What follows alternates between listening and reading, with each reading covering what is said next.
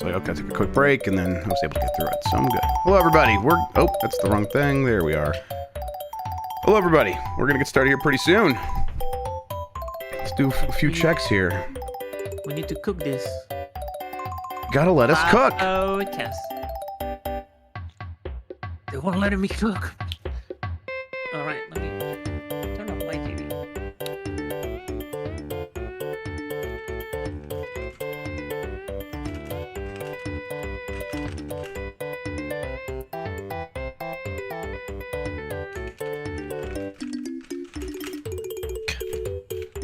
My earphones did a really weird sound just now. Who? Not me. My earphones now. I don't think it was. I think it was just my earphones. Okay. Do your earphones hear this? Oh my god, not again.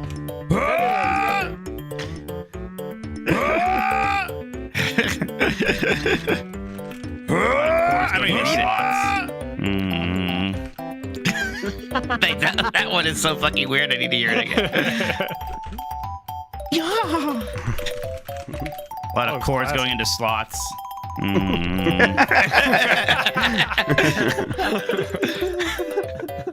Fucking noise. It took me 11 and a half hours to beat it. Yeah, the fucking Marge Simpson. I beat it. Oh, you beat it. Oh, you beat Yeah, I it. definitely beat it this time. By yourself. All the stars How are many here. of these do we have at this point? A problematic friends. amount. We have so many. It's hard, Jeff. It's hard. Whenever I had to upload a new one, I had to delete one of the old ones. We have. Oh, Yeah, we're getting to the point where we gotta pick the best ups. Yes. Jay's like, oh, you beat it. That's the old timer. Oh, you beat it. It's so frustrating when the game makes you edge. You can fuck the We fuck support off. beating it. Oh god, that's good. Oh, I didn't realize Most we had people that. are beating it right now. We support beating it. That's the original, isn't it? Most people are beating No, it that's right new. now. No. Well, that one's so old. Most people are The beating most that people, one, that yeah. one. Yeah, that's. What is this, Jeff? Go beat it by yourself. Beat it amongst friends. We're support coming. beating it. Oh, you We're beat How it. many of these Jan ones do we have? I love to whack off to Crystal. Ah, that's my Yeah. cat. Oh, Jesus Christ. A lot of cords going into slots. Every time It would be such a nothing clip except for the last part. Like very Homer Simpson coded there. Yeah. Yeah. Chords and slots. All right, let's just set up this music, please. All right. We need to cook. We have. Soft. Oh, I got a tweet. There it is. There we go. Perfect. Yep, Yum, yum. and now it's turned up over here as well for the chat. Okay, I think we're ready. Mike, I'll All let right, you let's do tweet, it. and then we'll go Yeah, for real. yeah. Tonight on Game of Decides, we're going to decide, in all caps, your fate. Oh. Jesus. No. What? Yeah. I don't want to do that. It's a lie. It's clickbait. Don't think that I'm going to tell them they're gonna live or die. asses. Woo! Did you see? Everything on the internet was real. Somebody was like, there's some website that was like, Ubisoft, like got influencers and journalists to play Outlaws by like bribing them with Disneyland trips, and it's like it's like some deep dark secrets. Like, man, we all talked very openly about it. We made videos and tweets. So that's a big secret. You didn't expose something here.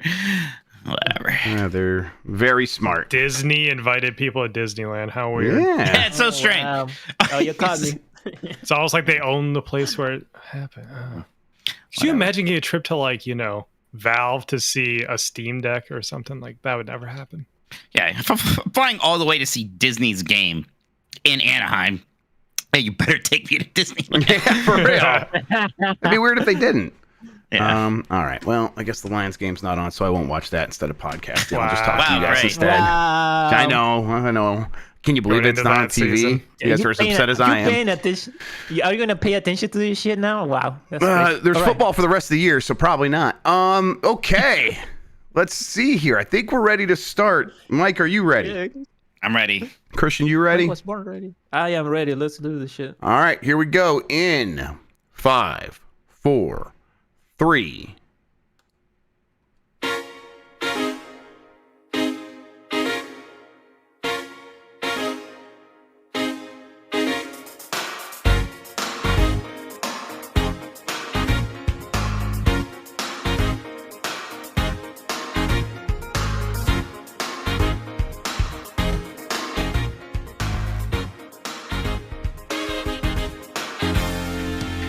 the internet, you're busy, let's do this. Welcome to the Game Mess Decides podcast. This is the podcast where we decide everything about the world of games so you never have to think for yourself. I'm your host, Jeff Grubb, and with me is...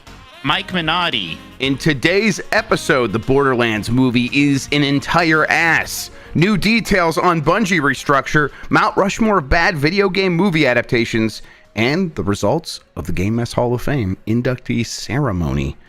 But first, Wow. Mike, how are you doing? Oh, wow. I never vote on that. I guess I shouldn't vote on that. I'm good. Busy. This is podcast 3 of 4 that I'm doing today. You tried to get me to do a 5th one. I didn't fall for it. So what'd you do this morning?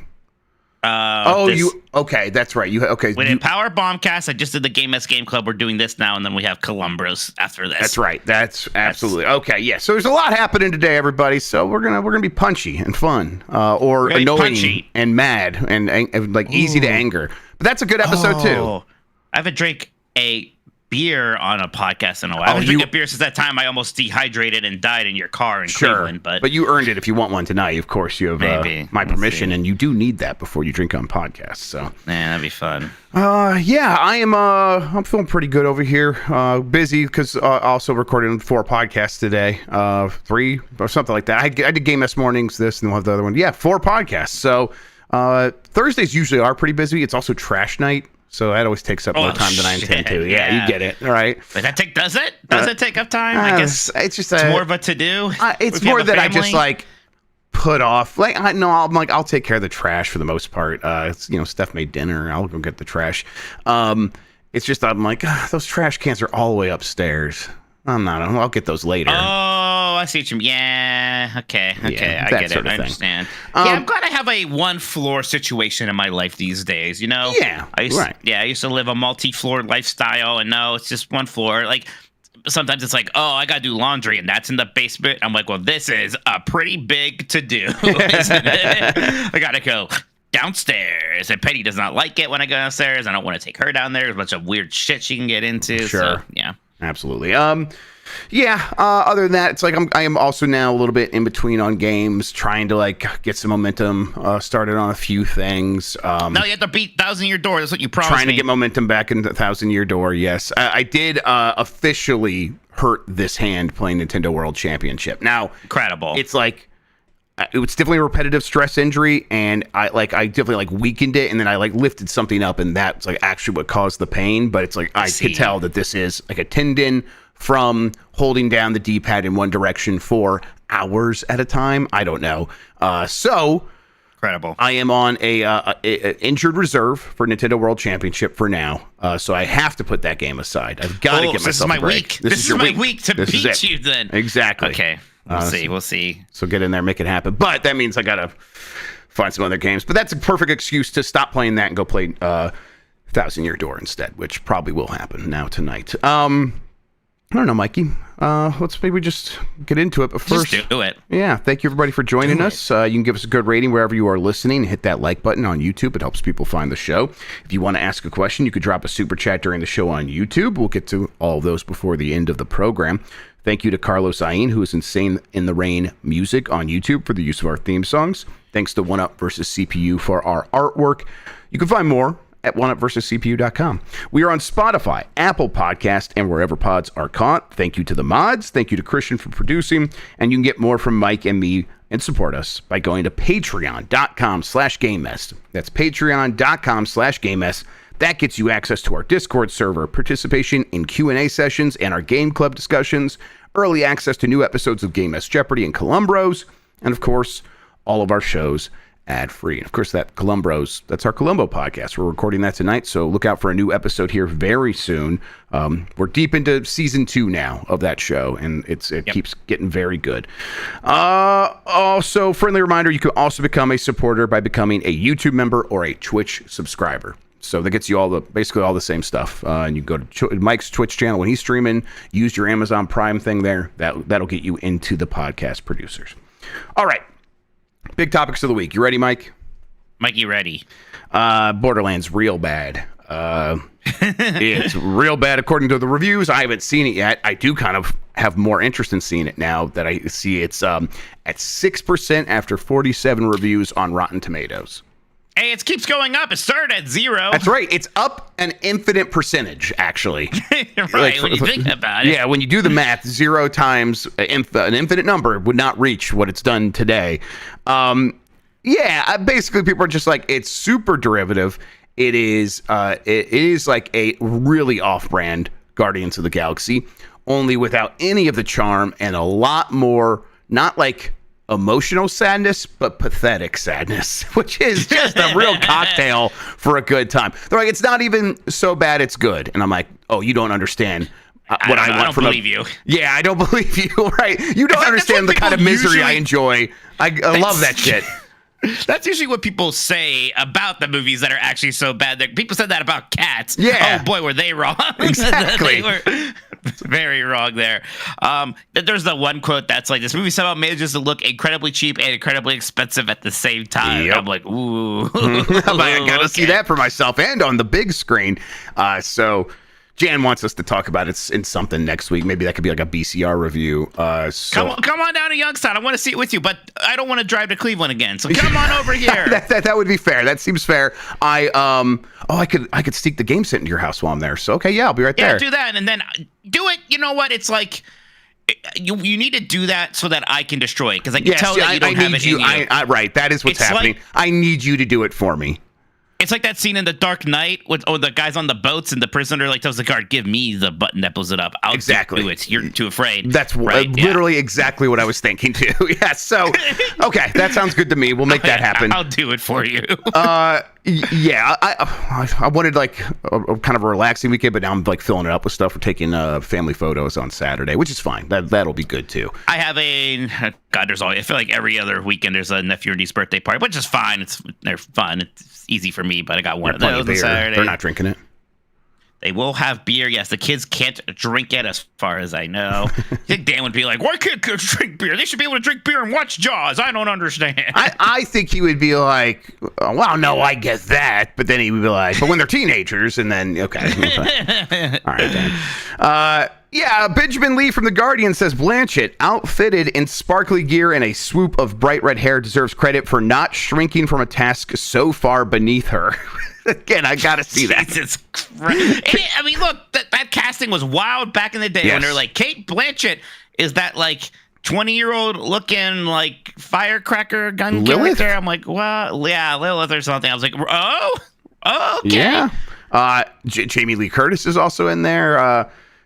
Kevin Marr from The Times in the UK says this film instead is a lazy bricolage. I don't know what that means. A bricolage. Bricolage, cobbled together by so-called creatives who appear not to care, and by some who should clearly know better. Yeah, bricolage. So it's like a shitty collage. I don't know. Wow. Way to call out Randy Pitchford like that. Somebody should know better. Nick Shager of the Daily Beast says, so drearily routine and slapdash that even an AI would deem it too plagiaristic.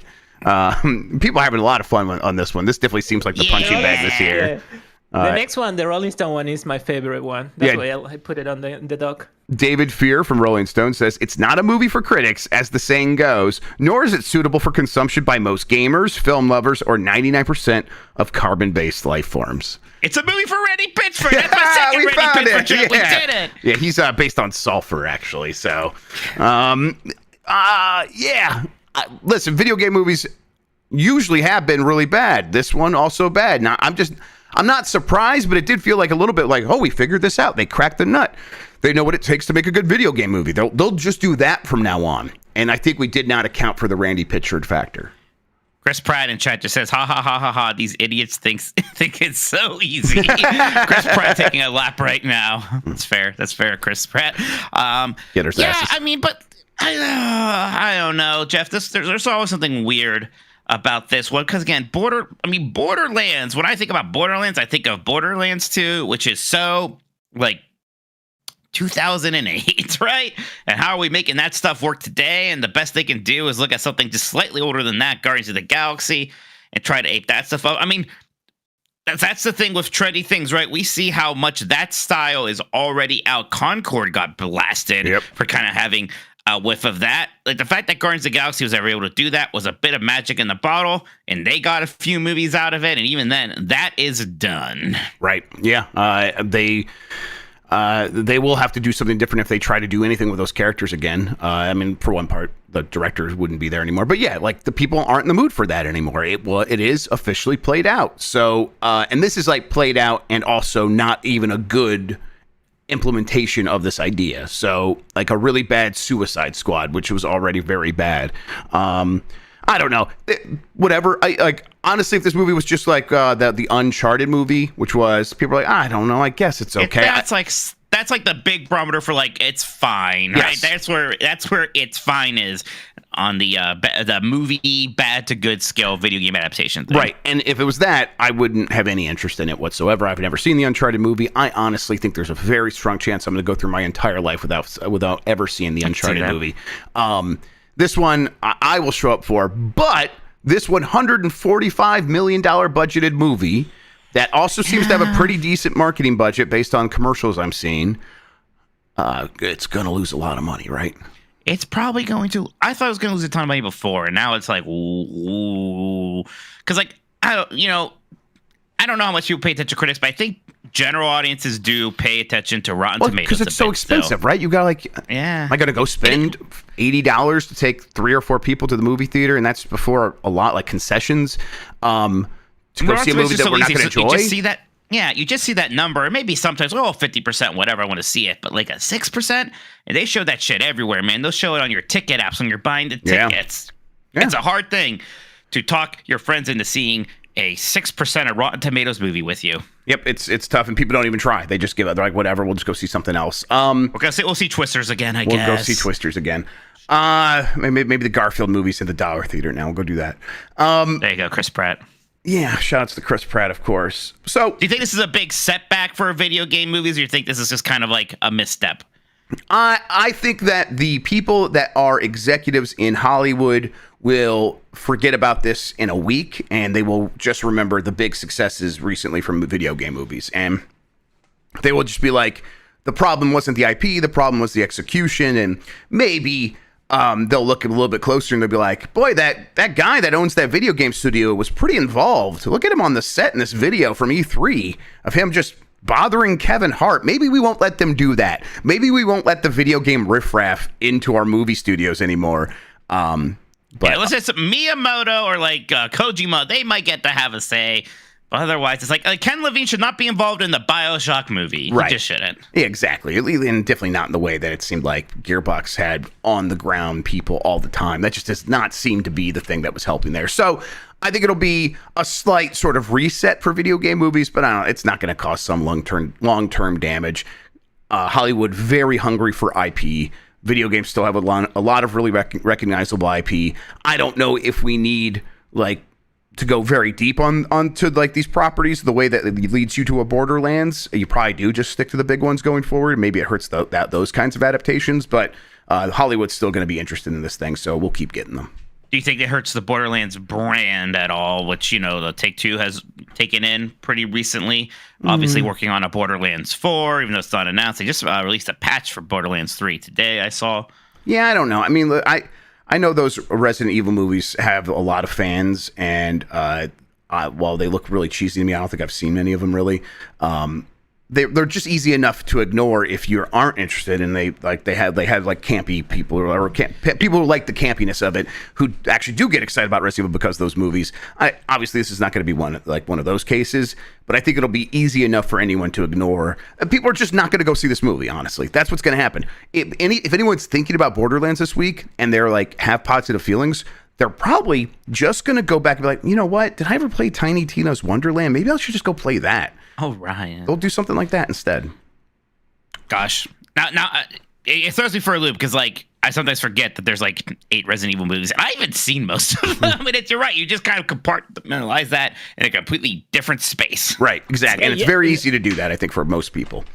They started it again. Like, their new Resident Evil movie. That's right. Yeah, they started up again. Yep. Like even like stuff that's good stuff, like the Castlevania TV show. Like when the new Castlevania game comes out, unless it's explicitly like, hey, this is tied in with the anime, I'm not going to think about the anime ever. Yeah. All right. Quick update from last week. Obviously, the big story last week was the layoffs at Bungie and everything that was going to be happening with the future of that studio. Sony has basically come out and confirmed how the restructuring is going to work, and it's in line with everything we said on the show last week. So a lot of that stuff now officially confirmed by Sony president Hiroki Totoki, who clarified plans for Bungie restructuring. The restructure aims to optimize costs in the portfolio, with Bungie's back office functions integrating with SIE Studios. So, yes, the studio's moving underneath Sony Interactive Entertainment. Bungie's headcount and resources will focus on Destiny 2 and Marathon. Also, like we said, while other title developments will be moved to PlayStation Studios, that is that mobile game that was in the works that got moved into, like, it's a new studio that was under Bungie. Now that studio is under PlayStation Studios. Bungie's organizational structure will be optimized. You know what that just means, they're going to like look harder at how these things are made in the first place. And let's see, the briefing follows Bungie's recent layoffs and restructuring affecting over 200 employees, including 17% of its workforce. And of course, that is in addition to the layoffs that happened in October of last year. I don't know, any new feelings on Bungie since we had that long conversation last week? Obviously, like, the dust has mostly settled. It's still a lot of people without jobs. It's still really rough out there. But I don't know. It marches on, right? The studio's gonna have to march on and keep making Destiny 2. Yeah, I guess I'm kind of curious, like, what is the vibe to, like, today in there? You know, you just had a very bad week. Seems like everybody's still pretty mad at the leadership at the top. Like, how are they all feeling? Is there kind of a feeling of like, all right, well, we got to persevere, let's get back into it? Or is it kind of like The Walking Dead in there right now, where nobody has their heart into it at the moment? Yep, exactly. I think that we will get a few months down the road here, and I think if they have a promising update about Marathon, it'll give people the permission to maybe get excited about a Bungie game again. That's going to, that's a big if, just like all the other ifs with this studio. But internally, I imagine that it's going to be like, man, we were already working on so much stuff. We had so many ideas. Now we have to obviously pare those down. But even the ideas we have remaining for figuring out what Destiny 2 is going to be and feel like and look like, and then what Marathon is, we really do have fewer people to be able to execute that. So that those games are probably going to have to be slimmer than what they originally intended them to be. And that's got to be rough. Of course, the morale is already in the gutter. There's no reason to expect that to turn around. WB may sell studios and it may license IP to external studios. These are two separate stories that happened this week. The one is the return of the rumored sell-off of Warner Brothers' 11 studios. They have a lot of teams over there, obviously, like Avalanche and Rocksteady, a bunch more that make a lot of games. And Warner Brothers is once again like, we don't like this business necessarily, or we really like having money now to pay our debt more than we like being in this business. So maybe we might try to sell these things off again. Of course, this is a rumor, but it always seemed like that original rumor, which was years ago now, that said the same exact thing, was true. That definitely was the case. And there was no reason to believe that they were like, well, now we want to keep these things. It was always that they couldn't find someone to really come in and buy these studios and feel good about it. The issue then, as it is now, like everyone, I think, who's listening to this probably understands, they wouldn't be getting the IPs for most of those games when you buy one of these studios. Like if you're an Xbox, you would buy Rocksteady, but you're not getting Batman. You would buy Avalanche, but you wouldn't get Hogwarts Legacy / Harry Potter. Like WB is obviously keeping those things so they can keep making movies. The IP is what has value, so it'd be a big, expensive purchase and then a lot of payroll costs. But that's WB does not want to pay that payroll anymore. So that they might be looking for ways to really make it a sweetheart deal this time, but unless like anything short of that feels like it's unlikely that this would happen, right?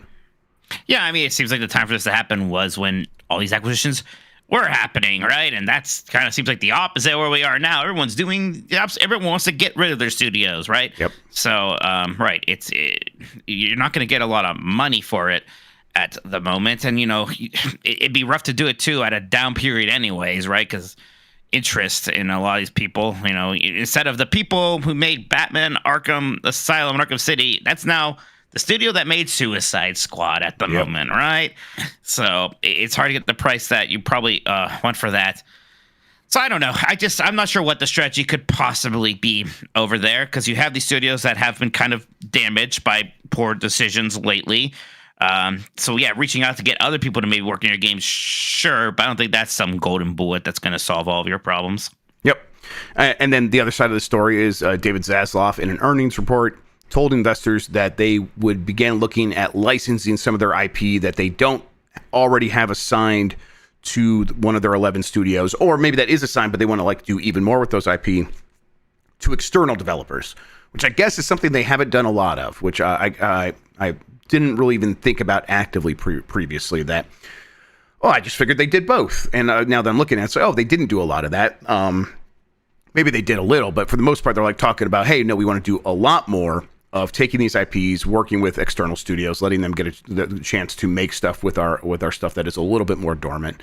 And that feels like such a no-duh, that should have happened years ago sort of thing. Even if you do have a lot of internal studios, no one across the industry relies entirely on their internal studios to work on their IP. Nintendo doesn't, right? Nintendo doesn't. Exactly. So it's weird that Warner Brothers does. It feels like, well, that's just kind of another weird error that you've been making. Now, apparently this is just the way they've been doing things for years. So they just kind of kept doing it when David Zaslav took over, and now they're looking to change it.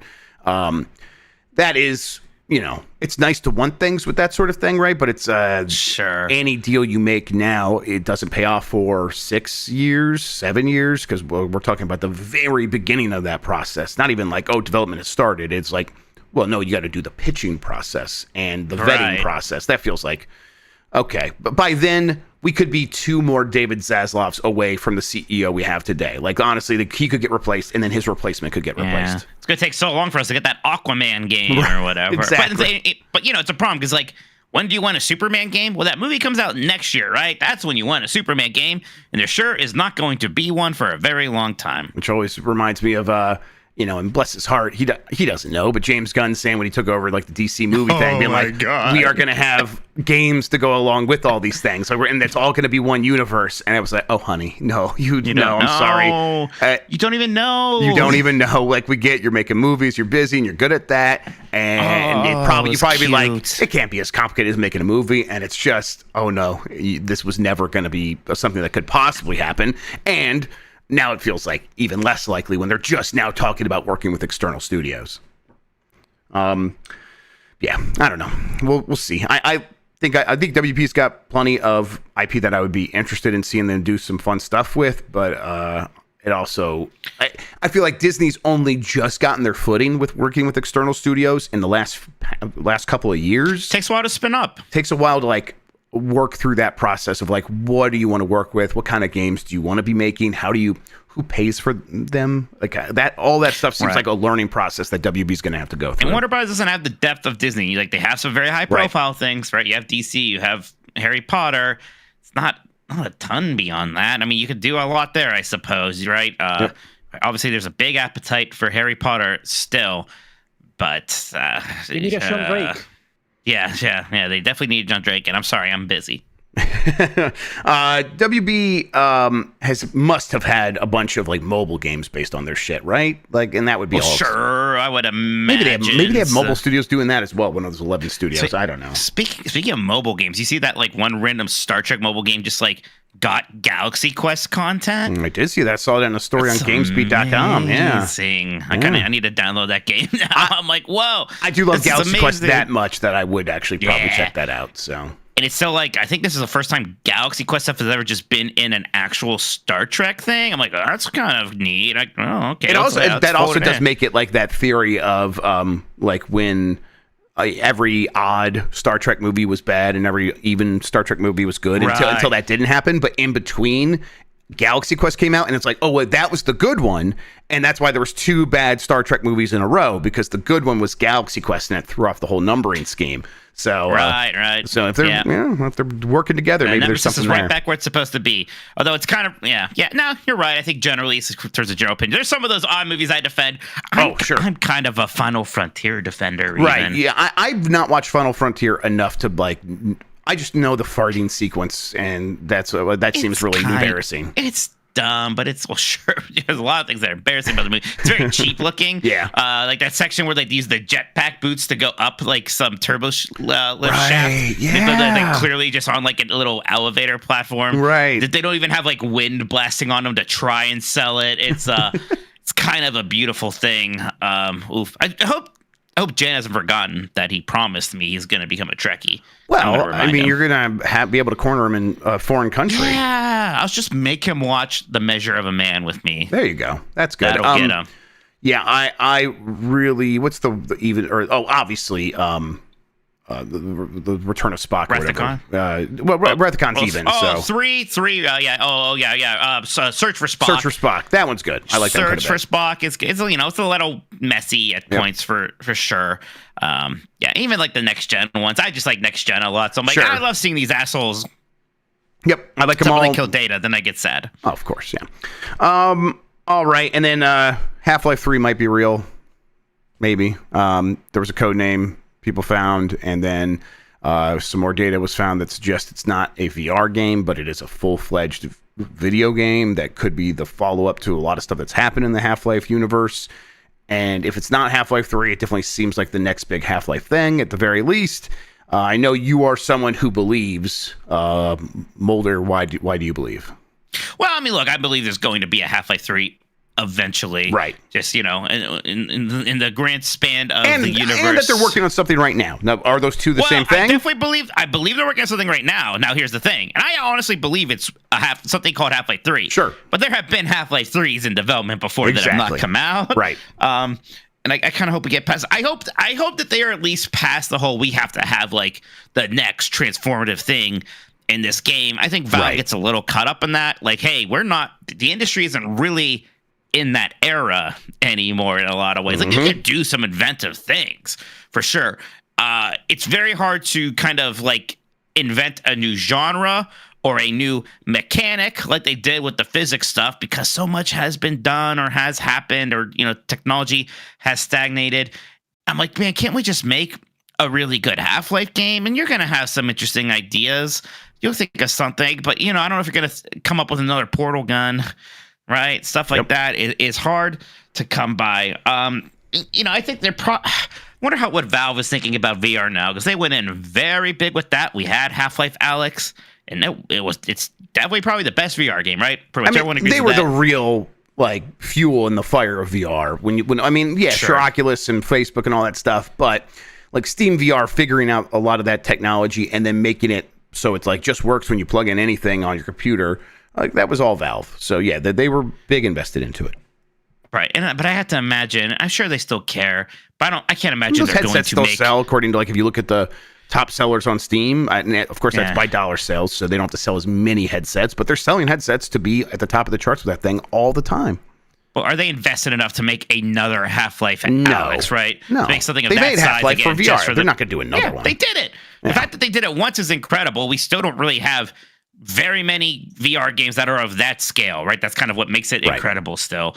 So, yeah, and look, they have their new first-person MOBA thing that can be the money maker or whatever. So Half-Life 3 doesn't have to be that. It can be the prestige thing. It can kind of be the wish fulfillment.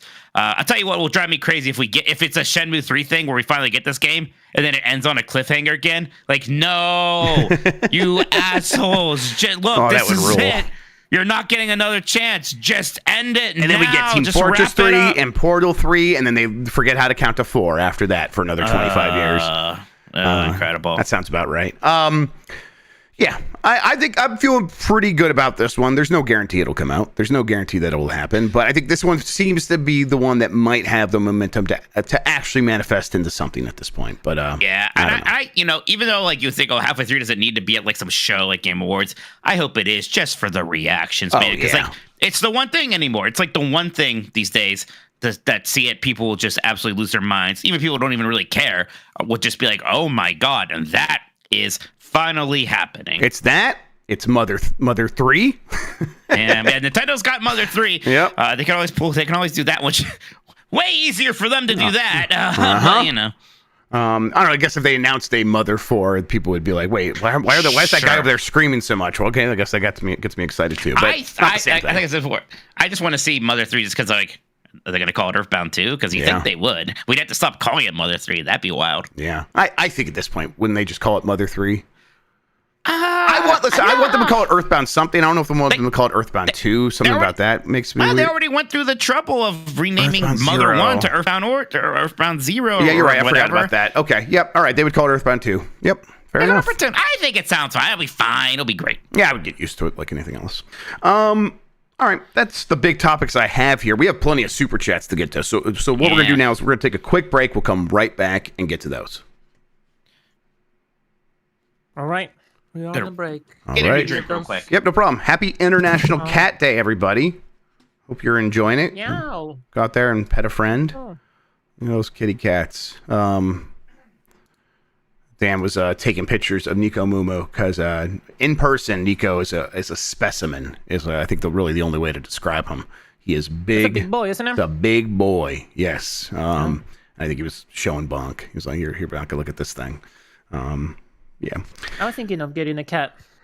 Cats are great. I like them.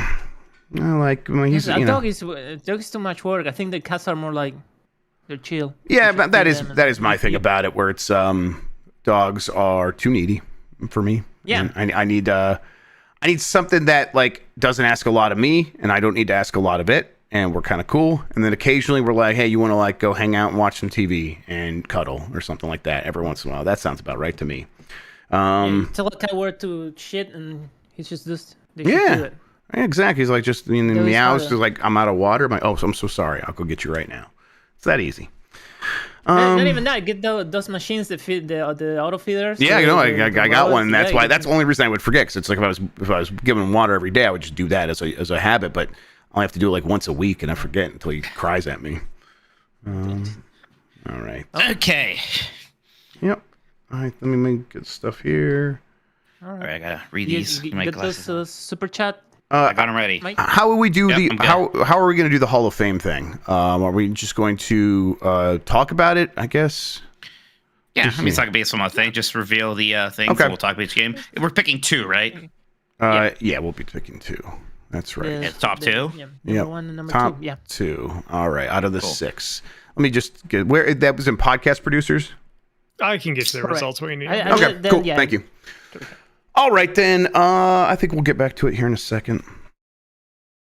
Yep, I'm ready. All right. Okay. All right, we are back. We're getting right back into it with the super chats. Like I said, plenty of those. Mike Minotti, go ahead and read them for me. Andy G says, love the show. Thank you, Andy. I don't want the PS5 Pro upgrade, but 60 FPS on console is my preference. Will we see many 60 FPS updates for new and old games after the PlayStation 5 Pro releases GTA 6 for 60 FPS on the Pro? I mean, I just don't get your hopes up too much. Let's wait and see. Because I think on paper, when we look at what the rumors are about the PS5 Pro, I would assume that something like a GTA 6 would come out and still not be able to really do 60 frames per second because we're talking about a GPU and not a CPU upgrade for the most part. And GTA 6 seems like one that could easily be CPU bound. Now, we don't know. There's plenty of ways for them to introduce new technology. Their AI upscaling could account for that somehow. Probably not for the physics. There's a lot of reasons to assume it's more complicated than more power means 60 frames per second again. That said, why are we doing all this if we're not going to get at least quite a few more 60 frames per second games? So I would assume that if you are hoping that you'll be able to get a lot of those games you played at 30 frames per second recently up to 60, they will figure out some way to make that happen, or at least get close. I would be happy if everything like had a guaranteed 45 frames per second mode with a variable refresh rate. Yeah, VRR. Rate, yeah. That would be great for me. Maybe we get the frame generation. I think that does seem to be the. Is it frame generation or no? They were talking about their version of DLSS, which could have frame generation, and it absolutely could. Yeah. I think Microsoft will probably have a stealth update like for something like that in the next couple of years for the Xbox. As somebody who was once naively hoping this would be the just everything 60 FPS generation, and clearly that happened. The idea that I would buy PlayStation 5 Pro and that still wouldn't be the case is a little maddening. Now, having said that, GTA 6 is maybe one of the few things where even I'm not really expecting 60 FPS. I imagine that's going to be such a big, beefy game, and a hawk of and one. A game that they are almost certainly building with 10 to 15 years in mind. So they're not going to hold it back that much for these consoles because they're like, what? At the end of the day, that's going to be 10-20% of its life, and the rest of that stuff will be on PC and then next gen consoles after that. So yeah, they're not going to hold things back too much for this generation. Simon ST says the only thing that gave my life any hope was the highly anticipated Borderlands movie. If Randy Pitchford can't make a good video game movie, who can? God damn it, I don't know. Yep, it's Jover. Yep, we're done. It's Jover. Ryan Allen says Doom plus Doom 2 Game of the Year for TYOOL 2024. This rips. What's TYOOL? The 1,000-year or I don't know.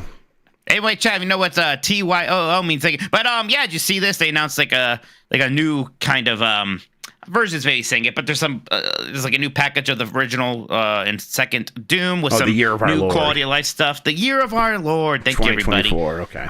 No, so Yeah, wait. So okay. So this is like in the style of like a Kind of night like dive. a Night Dive thing, and Night Dive is at least involved in. There's like a new campaign with people from Night Dive and other places Ooh, that worked on it. that's So it's cool. just like just a new package of Doom and Doom 1 looking spiffier than ever. That sounds very cool. Big Fresh 37 says it's odd that Yakuza Wars is not called Like a Dragon. I think people need to brace for a disappointing possibility. This is some kind of PvP thing. No, that was just a filing or something. It's not like that's the official name of whatever this is going to be, right? Right, yeah, it could be a subtitle. Right, and that could just be them like. There could be a Like a Dragon Wars also getting registered or something like that. Yeah, and this could be a subtitle. We don't know exactly what's happening with that. You're Also, right. if it's- You're right. if Though it's people PvP, should it might brace be good. themselves. Yeah, or it could be like a mobile thing too. Who knows? Could be anything. So we'll see. Like Dylan says, starting to think Regal Unlimited was a mistake, using it to see Borderlands, even though I know it'll be bad anyway. Play 9 Souls. Yeah, I got it on the Steam Deck, but Mike makes me want to play Beyond Good and Evil. So Yeah, I got even more rips. yeah, Oh, that's pretty so good when he was playing it. I would love to be in a world where I could have one of those movie subscription services, be an AMC A-lister, but I'm no A-lister, so I gotta stay home with the kids instead. Cannot justify that. But if I was in that situation and I did find myself being like, well, if I don't use it to go see a movie this weekend, it's kind of wasting money, so I guess I'll go see Borderlands. Actually, I would love that. I would love to have that kind of excuse. that'd be great. Yeah, that'd be great. Yeah, be a big fan of that. Next one is from El Grug, who says, "No, Jeff, you're supposed to fake your hand injury before your Blight Club game. And now Mike and Dan are about to get isekai'd to Europe before Mike's turn.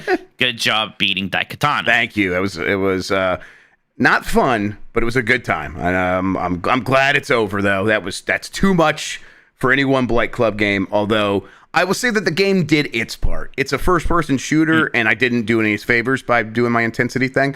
But it is those games can be kind of wobbly for some people, but it had so much endless bullshit, and it was always so fresh and different in its bullshit every time, every episode, in a way that Ride to Hell never could. That I kind of appreciate Daikatana in some ways. I mean, look, we're doing a series where we're playing bad video games. Daikatana had to be played at some point. Yeah, and that's what me and Dan were talking about. It's like we're talking about some of these games. It's like we gotta just accept that we're going to be playing these games at some point. So maybe we should be playing them now or very soon and things like that. Do you know what the fan patch does, and are you willing to try it out? I have been thinking about trying it out, but I don't know. That's probably not going to happen when I really think about it. I mean, it just improves a bunch of stuff. I guess I don't know those specifics too well. Caitlin Owens Murrell with a first super chat here. Thank you so much, Caitlin. Says, Mike and I are very different people, but we have so many of the same shirts. Thank you guys for making my Thursdays fun. Thank you, Caitlin. I'm curious now how we're so different. There must be must be a big Warner Brothers person. I guess we're not so different, you and I, is what you're supposed to say. I guess we're not so different, you and I, after all. Yeah, that'd be good. Yep. Stinky says, have Discord Nitro and join the Patreon. Thank you, Stinky. Means I spam my friend group with the best Mike and Jeff soundboard clips. Yeah. Make Tuesday and Thursday night something to look forward to. Thanks, fellas. Thank you, Stinky. Incredible. Burrito with a very generous super chat here. Thank you, so much, Burrito. Says, hello, dogs. Jeff, big congrats on completing Daikatana. Thank you. Here's my hot take. If you adjust the gamma and had more available saves, that would that would probably make the game actually enjoyable. That and its metal/electronic music kind of rules. I appreciate the super chat. I think you're still smoking something. No way. Listen, I accept that the intensity slider made the game look way uglier than it is. Whatever. That is not what made that game a complete horseshit show for me. Nothing. Right. Not even close. I mean, yeah, AI is definitely problem number one, but there's a lot of other problems. Right. with Yeah. that It's game. But unlimited saves would have made it more tolerable for sure. EP Idiot Box with their 20th super chat. Thank you so much, idiot. That's a funny thing. Say, Director Yui Bull deserves a whole mountain dedicated to his work alone. Talking about bad video game movies. Shout out to Meatloaf and Blood Rain. I have seen most of these, all of them to a point. So I'll be able to speak to these pretty well. Again, we'll probably only put one of them on there, and I have an idea of what is the Yui Bull video game movie. But we will definitely talk about it when we get there. Michael James says Borderlands looks better than a Morbius. I don't know. Maybe I should do a double feature this weekend.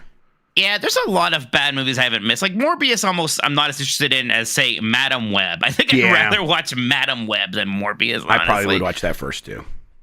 Yeah, Stinky is back. I'm so glad because I just love that. Stinky says, pull the string on your co-host's back. What is said? It's like the easiest thing in the world.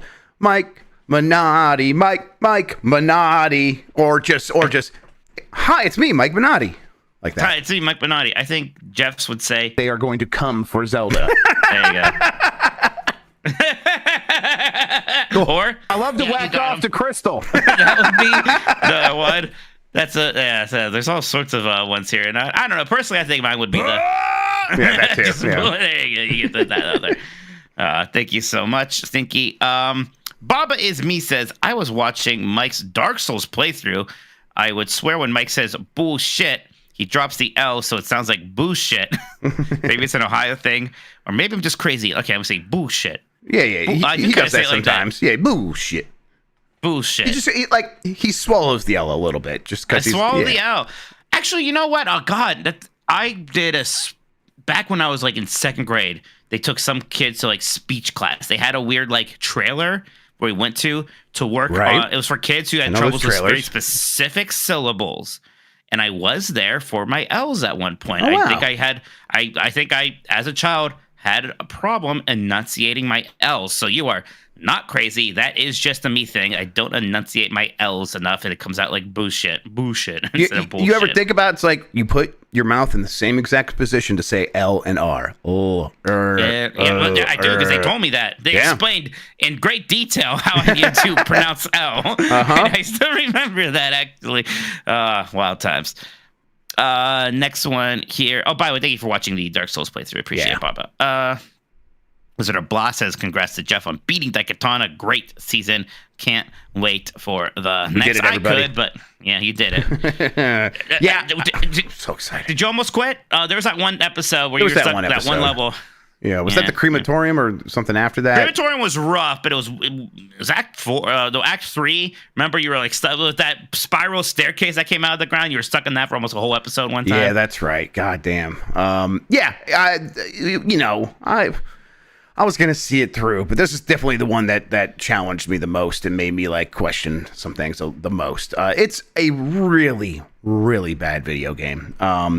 But God, thinking about how far I am away from it being my turn again is real good. And thinking about what I'm gonna be so excited watching Mike play his game.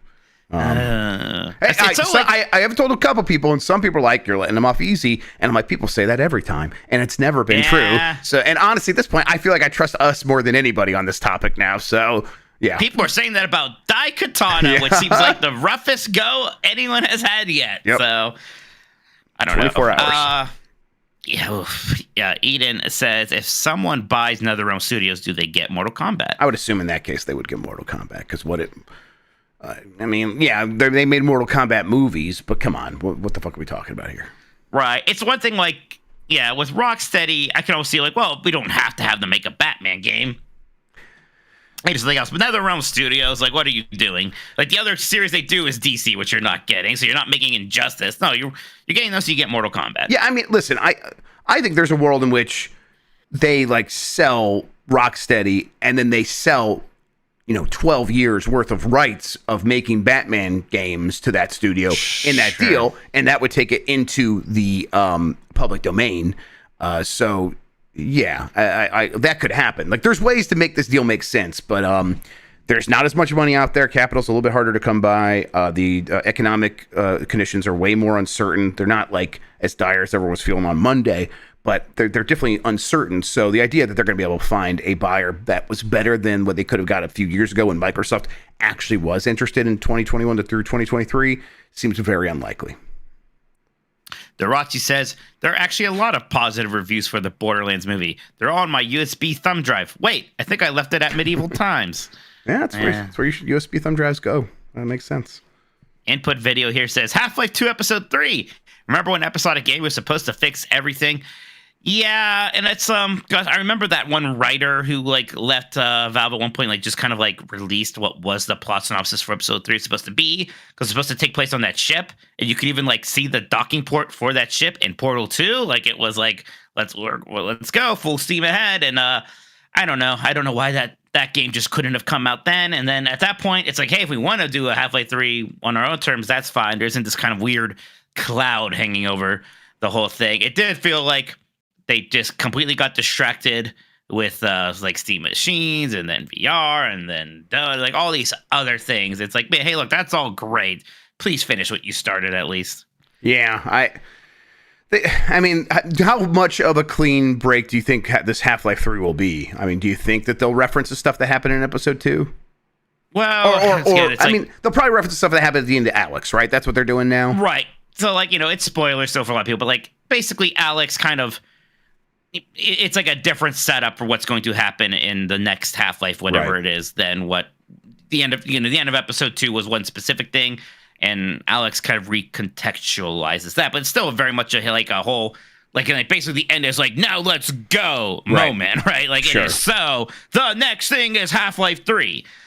Which, again, a lot of people maybe haven't played Alex, so maybe that's why some people are like still real, like, no, that's never going to happen. And I'm like, I mean, look, I get it, because episode 2 also had that moment and we still didn't really get it, but they clearly, there's at least an intention there, right? Yep. Next one here is from Don Can 94, who says, apparently Sony Santa Monica is working on a new IP based on a job listing. Very exciting. Finally, something other than God of War from that talented studio. Yeah, I mean, do they do the thing like that people always joke about? It's like, well, they were working on a well, I mean, I guess wasn't it rumored that what's his name, the director of God of War 2018, was going to be doing Cory Balrog is going to be doing a sci-fi game next, or was that someone else that I'm thinking of? I mean, he didn't do God of War 2, so he's doing something else, right? For sure. But I mean, basically, what I'm getting at is like, they just did a mythological fantasy game, or are they going to do a sci-fi game now? The one of the two video game genres. I mean, I do always. I mean, that's kind of my thing with Starfield back in the day. Remember, it's like everyone's like, it's good they're doing something new. I'm like, their new thing is sci-fi. Right. Wow. Yeah. Right. Whatever. This is a studio that kind of had it's a made studio. They could do what they want. I'll kind of pay attention to it when it gets announced. But until we see something, I'm like, all right, fair enough. Edgar Marino says, you guys hear about the way Esports World Cup champion gets to choose 3 people to add their destroyed emblem to the trophy? No. This is Esports World Cup. Is this a new game? My boy MBS. Yeah. No, this is there's a different game. I think it's Valorant. I think Street Fighter is also there. And whenever you lose, they take away your like emblem or whatever they give you, and they destroy it and they add it to the big trophy. Interesting. Weird. Okay, so it's like the sword throne from Game of Thrones. Okay. Sure. Yes. Yeah. Exactly, like the Iron Throne. Yeah. Oh, Kaylin's back. I asked for Kaylin for more info on why we're so different. Thank you so much for the super chat. Kaylin says, Thank you, "Lol, I'm a Kaylin. 35-year-old woman with cats. But outside of that, I'm a fan of both your streams and Giant Bomb and video games and life in general. So maybe we're not so different after all. I do eat fruit regularly, though. Yeah, we can never find common ground then, I guess, actually. Well, I did order Papa John's on the way home, and I got a pepperoni pizza, and then I just kind of hit like a barbecue chicken one, and it had onion on it. And of course, neither Mike or Dan touched it. And Mike's like, I don't want you to think less of me. I'm like, Mike, listen, everyone does think less of you for this, and I think you just, who cares at this point? Like, that's just the way it is. People just think of people less of people who have baby mouths. It's fine. We all have that thing. Look, and I don't want to criticize you because you did buy me pizza, but you really just didn't even ask. Like, are onions okay? Come on. And I was ordering while driving. I was just trying to do it quick because I was afraid the place was going to close. That's me. Yeah. I should have said, had you do it. But I was like, I'll just click on this thing. Barbecue chicken. That sounds like two words that both Mike and Dan like. It sounds like baby food. No, trust me. I've been ordering that barbecue chicken pizza from Papa John's my entire life. So to me, no onions. It's common knowledge. It has onions that you have to say you don't want. Of course, other people don't know. Never even, because I'm like, honestly, I ate it. Don't even taste the onions. Like, that's where I'm at. It's a texture thing. No, and Addie was like, no, I can taste the onions. I'm like, you can? Really? Okay, I'll take these off of here. There you go. You like onions? I like the flavor of onions, but like onions as an ingredient like that, like you just bite into something, you're so excited, and you get this weird, soft but crunchy texture that makes me want to throw up. I hate it. It's disgusting. I you like onions onion rings? No. Onion rings? You don't like? Oh my god. No, I do not. It's just a bad French fry. Chris Pratt in chat said, "I want the gold medal in stomping Jupas." All right, Chris Pratt. I'm not even making him pay for it anymore. No, he's earned it. His chat comments, damn it. It's okay. It's earned okay. it. It's just okay. Come on. I know you're getting Garfield royalties. No, it's fine. Pay up. All right, that does it for the super chats. That's it for now. If you want to send more super chats, we will read them before the end of the show. Thank you. All right, thanks for doing that, Mike. Thank you, everybody, for sending in those super chats. It was a lot of fun ones. I always appreciate that. Mike does too. All right, we'll take another quick break. We'll come back, and then we're going to do our Hall of Fame pick, and we'll do our big. We'll do our big decision of the week, which is the Mount Rushmore of bad video game movies. Right after this. Bro, onion soup. Ooh. Yeah. Oh, Look, delicious. I cook with onions all the time, but I do dice them up like crazy, so they basically just melt into whatever I'm making. Right. I don't like the texture of onions. I do agree. I don't like the soft soft onion. I don't. I think like if I have to choose an onion. Crunchy, Yeah, I go with red onion or liquid because it's more crunchy. I'm gonna take Penny while you get set up. For Yep, sounds good. Crazy. Bad onion takes up in here.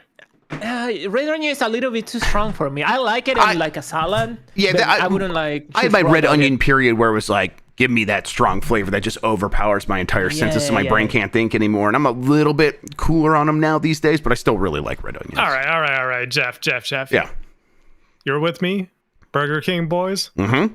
You telling me you're getting the French fries or the onion rings? Oh, not necessarily. Sometimes, but I go back and forth. I like both quite a bit. Heathen, absolute heathen. Yeah, so wait, are you always doing the onion rings? Yeah, onion rings rule. I don't know. No, I like onion rings. I never said I don't like onion rings. But they're so much better than French fries. I have to be. They're a bigger commitment, so I have to like think about it. And be like, am I in the mood for onion rings? Is kind of where I'm at with onion rings. I know he's mentioned he doesn't like it when like you bite the onion ring and the whole onion comes I don't out, like that. That really gets to me. Yeah. Okay, that gets you too. Yeah. Okay. That's a. I mean, whatever. I'll eat it. I don't care. But I mean, I just shoved the breading in my mouth too, and I'm like, got the whole thing. Yeah, that's true. Man, I could go for a Whopper Jr. right now. Whopper Juniors are real good. Okay, we don't have to do too much to get set up. We gotta because we're not. You need to set up to show the images from the thread. I'll get that right now. People then submitted. They're pretty funny, so I don't kind of want it on the screen. All right. Well, let's put Mike's face there. I'm looking at pause, everybody. Sorry. If you got it in, you got it in. Get it in. All right. Yeah, people were talking about some. I miss eating. I miss some eating hot takes. I'm curious. I miss eating junk food. so much. Yeah, I'm kind of disappointed in some of y'all because some of those movies are good. Where is I would its consider browser? them There we good go. movies. Yeah, already found one. No.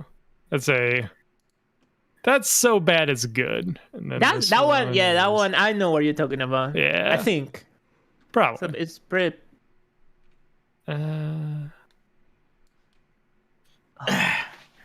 No, I made good on my onions, threat. yeah. I have a beer. When You still the talking about onion onion is- soup? You know what? You know what I love that I haven't eaten in a while is liver, cow liver, Liver and onions? like yeah, just Liver and like onions. a fuck ton of onions. Like from that episode of Doug. Yep. Oh, that's what that Oh, is. that shit is delicious. I have a beer. All Good day. right, that is set up now. Okay, cool. All right. I think I'm ready to bring us back in. We'll do the Mount Rushmore first. Cool. All right. All right, we are back. It's time for Game Mess to decide something. That something is the Mount Rushmore of bad video game movies. I'm interested in like what you have like a strategy on this one, Mike, because like how do you feel about so bad it's good and that sort of stuff, or maybe campy movies that you've come to enjoy? Like, what are we thinking here? So bad good means that I enjoy watching it, but doesn't mean it's a good movie. Right, should probably still Those- be up in the Rushmore. Yeah, those are still actually just bad movies. Yeah, Right. nothing changes there. So, that's kind of how I think of it. Okay, very good. Let me get this here. Okay, well, I get the document up on the video call here in a second. Why don't you throw out a first option here? We mentioned earlier Mr. Yuli Bull, right? Yes. And Yuli Bull, Sir Yuli Bull, yeah. Sir Yuli Bull made a lot of these movies, kind of like on some weird German government funding thing. You got a lot of these kind of like some bigger ones, right? Like Alone in the Dark, Blood Rain, Dungeon Siege, Postal. It was just his thing for a while, and they're all very bad. Most of them are kind of in that so bad it's kind of like a fun, stupid watch. His Far Cry is wild. But his first one, his House of the Dead movie, is just on a completely different level. I would put that on the Mount Rushmore of like bad movies.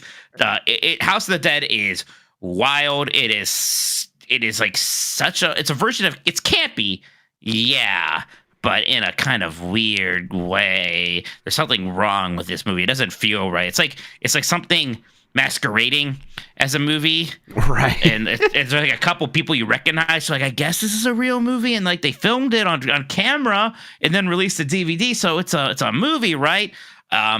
There's a extended like shootout action sequence where they have a song about the House of the Dead and has the lyrics House of the Dead in it, and they have like this weird, apparently very unsafe, like 360 camera thing that they shot the people with, and it does freeze frame. yeah.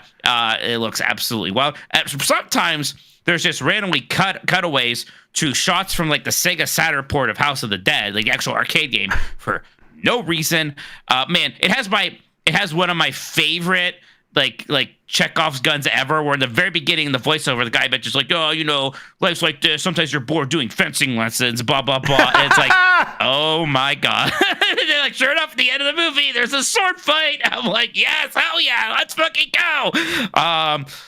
It's wild. I haven't seen it in a bit. I remember when they closed My Hollywood Video, which was like our big movie rental store. So they were just selling all the things, right? Like I went there specifically to buy their copy of House of the Dead because I just kept renting it all the time. I was like, no, I rented that. And the other movie I rented actually was Double Dragon. I saw a lot of the bad video game movies that way. But yeah, House of the Dead, everybody, it is on a different level. What are the other Uwe movies that like immediately? Because for me, I think of Dungeon Siege. Dungeon Siege, wow, because it kind of had a budget. Jason and it has, Statham like, and stars, so Ben Kingsley. Burt Reynolds. Yeah. John Rhys Davies, and it's pretty much almost just as bad in a lot of ways. It was clearly like greenlit because he's like, we're gonna make our own Lord of the Rings, and I'm gonna do it for 1/10 of the budget. Right. Yeah, and it's just, and what a weird franchise to make a movie off of. Anybody remember Dungeon Siege? People Y'all remember that? barely even kids? remembered it at the time. Like it was more of a thing at the time, but barely. Yeah. So Dungeon Siege is up there because that was what the one Yui Bull movie I saw in theaters. Like it came to Youngstown movie theaters. So that one had an actual push. But Far Cry Postal is kind of like, again, pathetic because it opens up with like 9/11 jokes and like there's like a scene where they're like shooting children and stuff and it's like ha ha ha, we're being so racy, and it's like, okay. Alone in the Dark, what was it, 2005? Alone in the Dark, I remember mostly being kind of boring, on the more boring side. Right, it was like God, who stars in that movie? It's Christian something. It was like, I'm like, oh yeah, another one of these ones that kind of has an older star in it. Christian Slater. Thank you, Christian Slater. And I never actually ended up seeing that one because I did hear it was just kind of boring. It was just kind of boring. Probably a lot of his movies at the end of the day. Yeah, Blood Rain, I think, is a bit more memorable, I suppose. House of the Dead, though, the Fallout, I still remember for some reason or another. I think House of the Dead can be our Uvable representative on this list. It's the chosen one, baby. Yep, absolutely. Let me increase the size here a little bit of all of these things. All right, for me, I would go with the one that I had the most experience with, and seeing in the theater and being like, I can't believe it's this bad, and then having a good time with how bad it was. But it is atrocious, and that's Mortal Kombat Annihilation. I think that the big thing with Annihilation is that it is such a fall off from Mortal Kombat, which I thought it's still one of my favorite video game adaptations, because it's fun. It's just a kung fu movie with a little bit more going on, a little bit more references to the games, whatever, good music. And then you're expecting the same thing from Mortal Kombat Annihilation, and it's just a schlock fest with really bad CGI, really bad green screen, blue screen. Forget about bad CGI. I think it's like the last movie that tried to get away with doing like stop motion, like Harryhausen figures. Because like, oh, that'll be cheaper. And it's like, oh, it's too late for this. And also, you like don't have Harryhausen, so it looks real weird. It looks bad. Yes.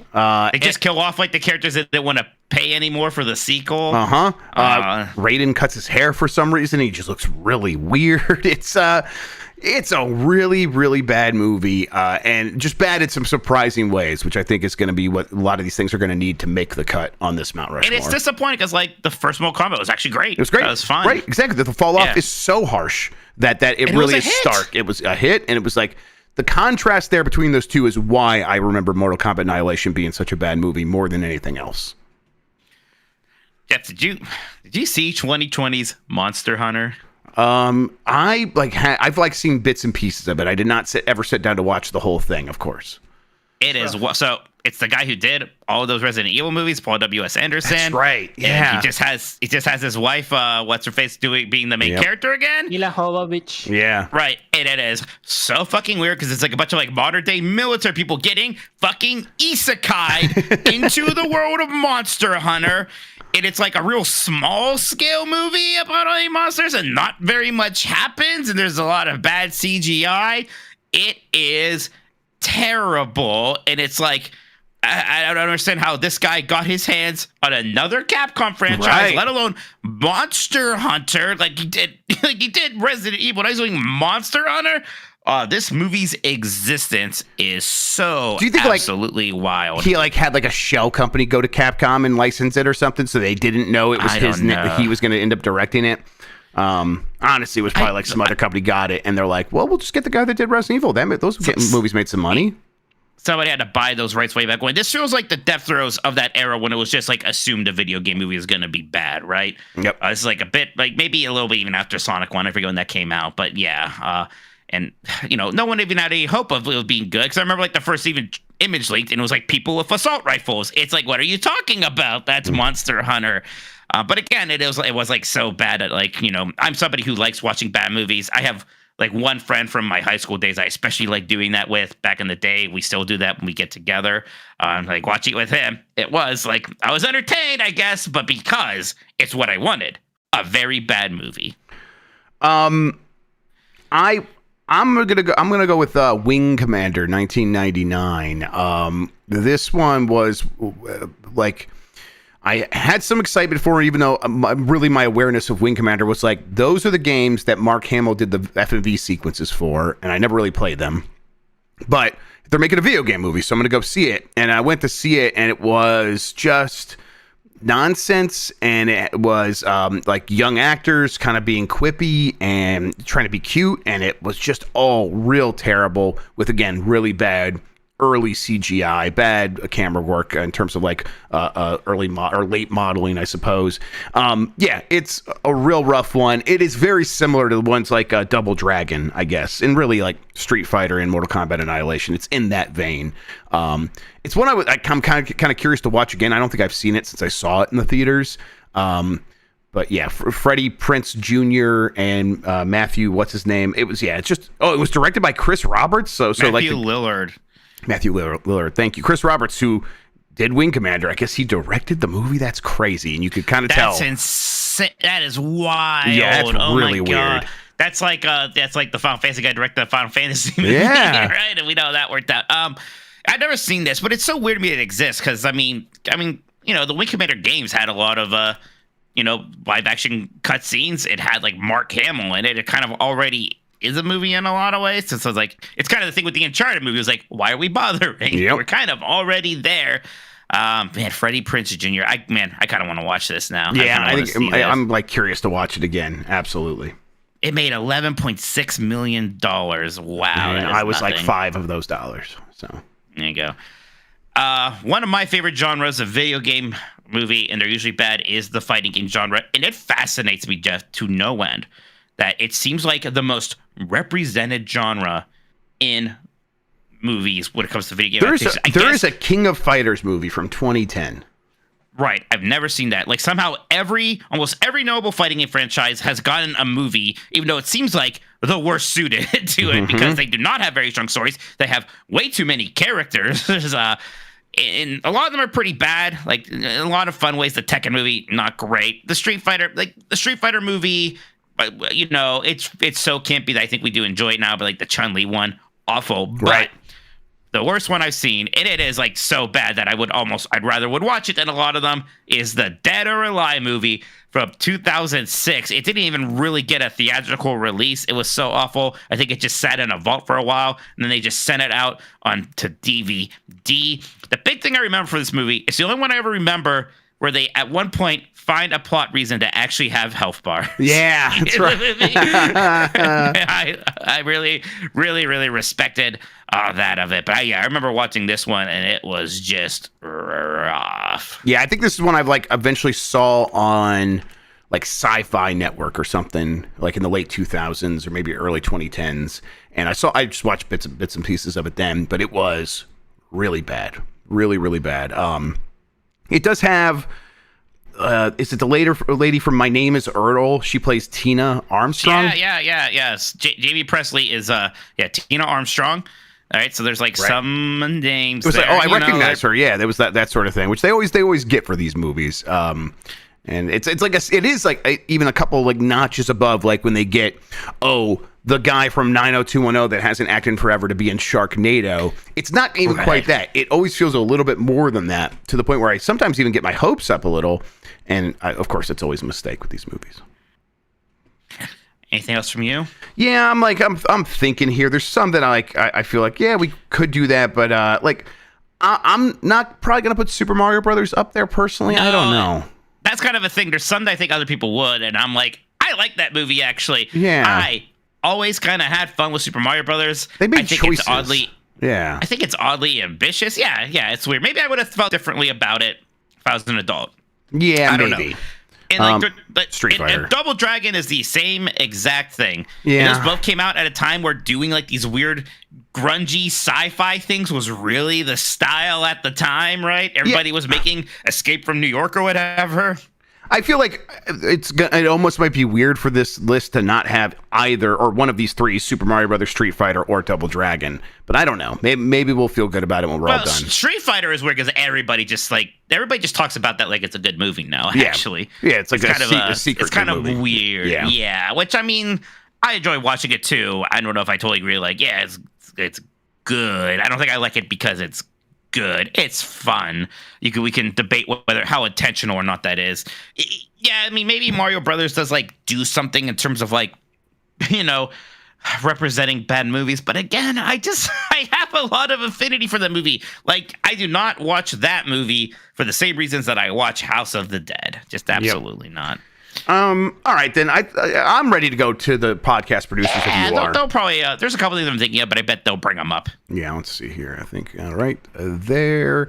Oh, let me frame it up proper. But yeah, we will start here with Doomidal Crossing, who does say Super Mario Brothers. And I think we're going to get a lot of this. So it's going to be a lot of people in the podcast producers who are going to suggest these kinds of movies. So we'll have to have a good sort of argument against it, I think, when it's all said and done, Mike.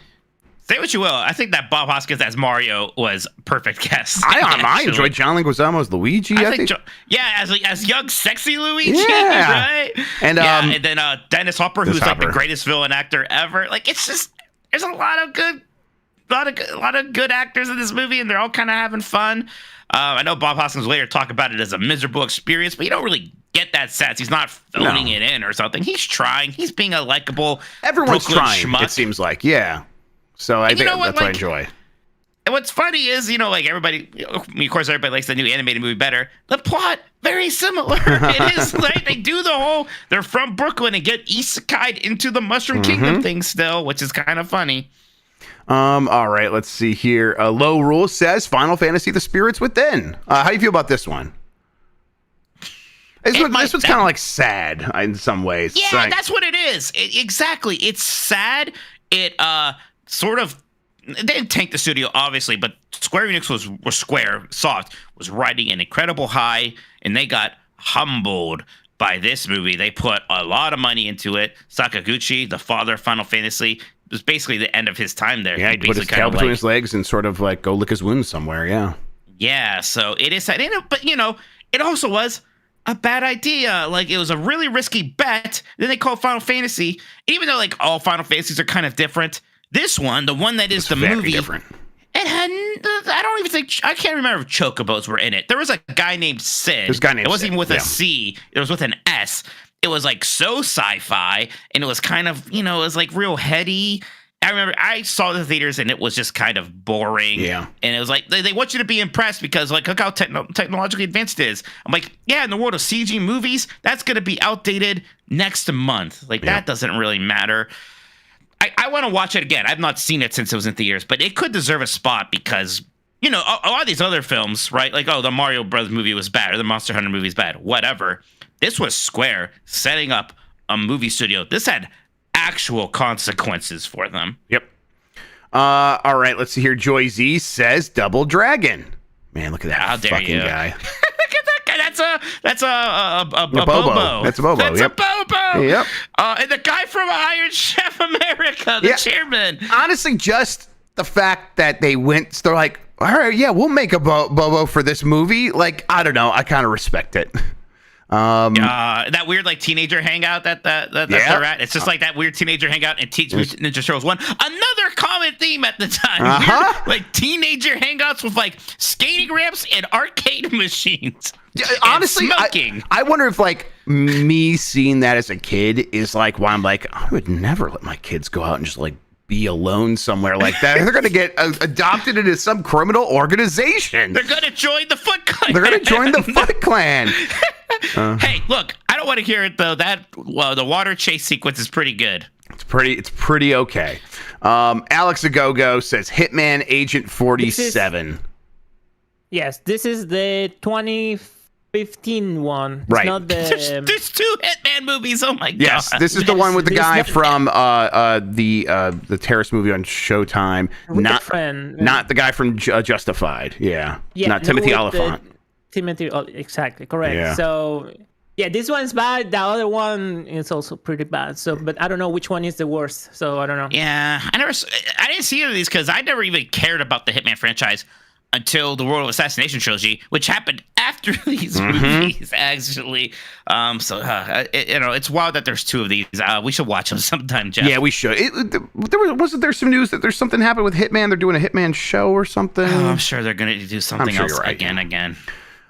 Willow Davis says Super Mario Brothers Chris Pratt. He's in chat, Willow Davis. What are you doing? Come on, Chris. He doesn't represent our views, Chris Pratt. Yeah, we can't. The podcast producers can give us ideas and we will soundly reject them. Yes, absolutely. Teriyaki Blues also says Super Mario Brothers, the original one. Man, look at this. come on! How do you not like they this? They Look at use this. super scopes as the weapons. They painted them darker to make them look more threatening. And look at these Koopas and the Goombas in the back. Oh, that movie is so fucking. It was like terrifying. They like Toad got like turned into a Goomba. Right, with with the de-evolution gun. Yeah. It was no, he got in the de-evolution like electric Chamber. chair. Yeah, that's right. The chair. It was very freaky. Oh, it's a fucking weird movie. Remember the in-universe reason for why they could jump high? They have super boots. Yeah, the power boots. Yeah. And I want to hear it. The ending, the confrontation with Mario and Bowser, where Mario uses the bomb and it kind of like goes all around. That's a great It's great great. sequence. I love that. Yep. Great climax. Also, the bomb looked great. It was cute. It was actually great. That bomb. Oh, I like that movie. I'm sorry. Okay, two-time champ Beef Hammer says also I like 90s Mario movie. Okay, Beef Hammer's with us.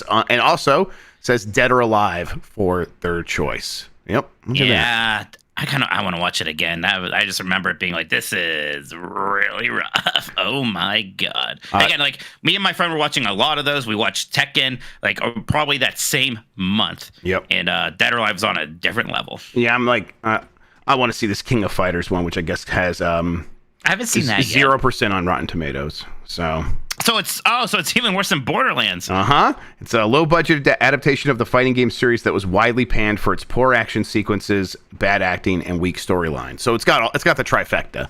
Oh yeah, a triple threat. Yeah, Screaming Madden says Street Fighter, and then someone here says, no, Fudsack says no. I disagree. Like I disagree probably in terms of Mount Rushmore. I think that this movie is getting a little bit too much of a glow up lately. But if you want a real bad Street Fighter movie, watch The Legend of Chun-Li or whatever that was called. That is boring. That one's rough. Always Be Clothing / Corgi says, is this Mortal Kombat Annihilation? Oh my God. Correct. Man, I forgot. I even forgot about baby. this sequence. Holy shit. Yeah. Oh my God. Is that what I thought? Is what I thought was Harryhausen effects just really bad CG? I think later on it is straight up claymation models, but I may have just made that up in my head. No, some of this looks that looks claymation there, or a stop motion when his head transforms into that thing. Yeah, that's right. Liu Kang just turns into a dragon. Right. God, this fucking movie. I need to want to watch it. I know. I want to rewatch it real bad, actually. Let's see here. Jamie H. Christmas Eve says, oh, God, I forgot about this one. Doom, starring Dwayne Johnson. I think this is before he was Dwayne The Rock Johnson, or in between when he was The Rock and Dwayne The Rock Johnson. Yeah, he was kind of in between. He was still The Rock here. Okay, he's still just The Rock. All right. Yeah, it's weird because this is kind of like when he was small for the last time, right? Like, not small, but you know what I mean? He wasn't like The Rock is now. The thing with this movie was really disappointing, actually, because I thought this was actually going to be good. I kind of was like, oh, The Rock's hot right now. He made some fun action movies. Like Doom just seems like, that's set up. I remember The Rock had like a lot of good media appearances. Like he was going on like Conan O'Brien or something and bringing the BFG onto the set and stuff. Like The Rock charm won me over. And then the movie, like Carl Urban's in it. And the movie is very forgettable. It has that one like actual first person sequence towards the end that was like the one thing anybody remembers from it. Right. Otherwise, very mid. And for being mid, it's almost kind of like extra bad. Because again, like I thought this one had potential and they just fumbled the ball. I remember feeling the same way. Yeah, and also it was kind of exciting because it was the guys that did Romeo Must Die, and that movie fucking rules.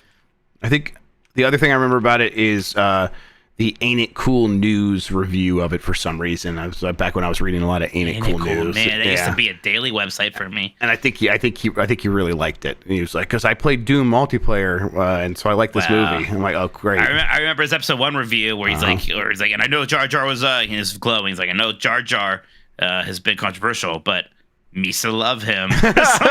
And then he got leaked the episode 2 stuff early and was like really talking it up. I'm like, oh my God, I'm so excited. And I can't believe I got fucking worked by that Carney. Mike O'Reilly says the Angry Birds movie. Yeah, that one's real bad. Racist ass fucking movie. I'm just gonna come out and say it and yell that out right, loud. because the racist as fuck. The red bird is angry that pigs are moving onto his island. And that's the whole driving factor of the movie. But at the end, they live in harmony, right? He learns to not be racist by the end of the movie. I don't know. I can't remember. Look, I haven't seen this movie. I don't know. No, Yep. Oh yeah, Wiesman says Assassin's Creed. There is like this period of movies too. This and Prince of Persia and things like that. Yeah, they live in a very similar space for me. Too forgettable, I think. Man, they had Fassbender in this. It's Yeah. very forgettable. This was weird because it's like, I think everybody just wants you to adapt Assassin's Creed 2, and they're like, no, this is a brand new Assassin's Creed story set in Spain or whatever, and it's not very good. Right. Right. Just very forgettable. It's like a weird trivia piece that this even happened.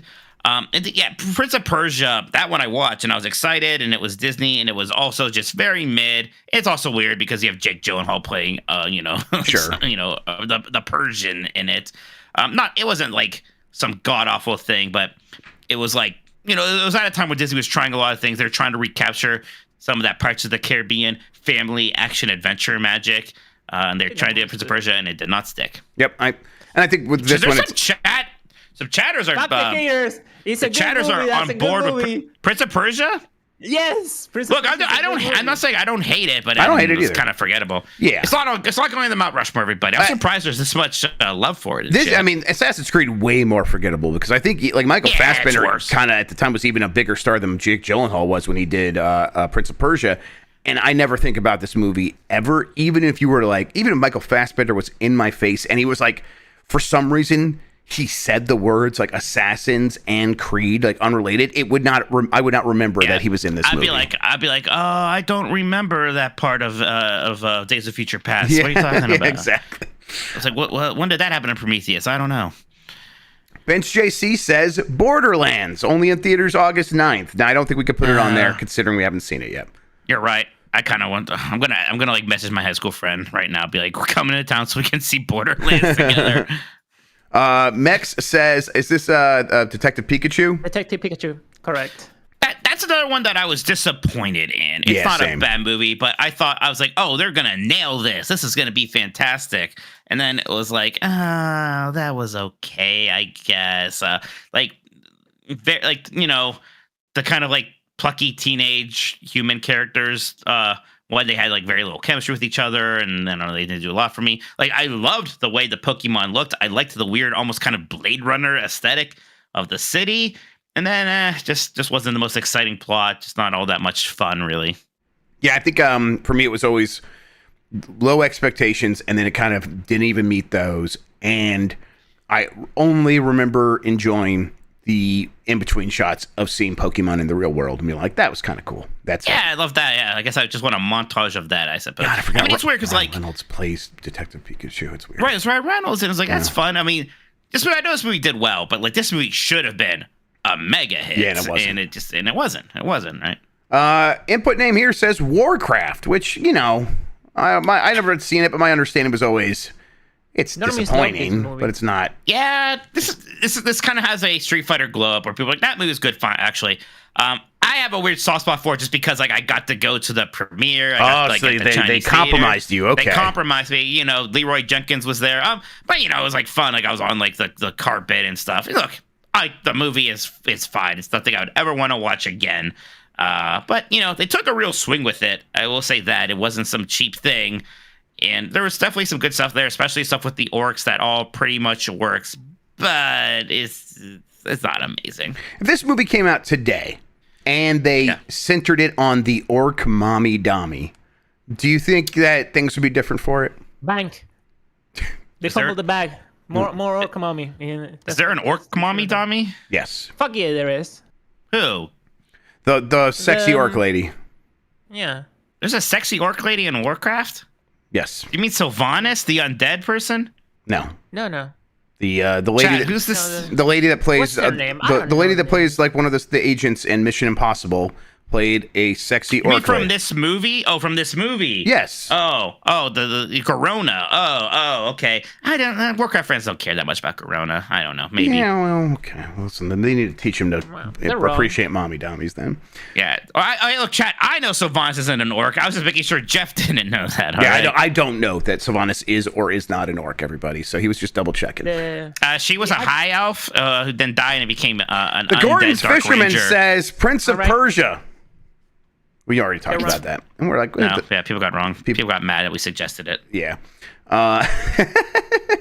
Chaos Buckaroo says Tar, starring Kate Blanchett, which does have a heavy Monster Hunter influence, so maybe we can consider this. Also, Kate Blanchett is probably not going to feel great about video games at the end of her career. Now, to be fair, Tar, a fucking masterpiece. That movie is incredibly good. It's so good. Yeah, I really like it. Dr. Ryan says, hey, the King of Fighters. There it is. God, even this poster looks really bad.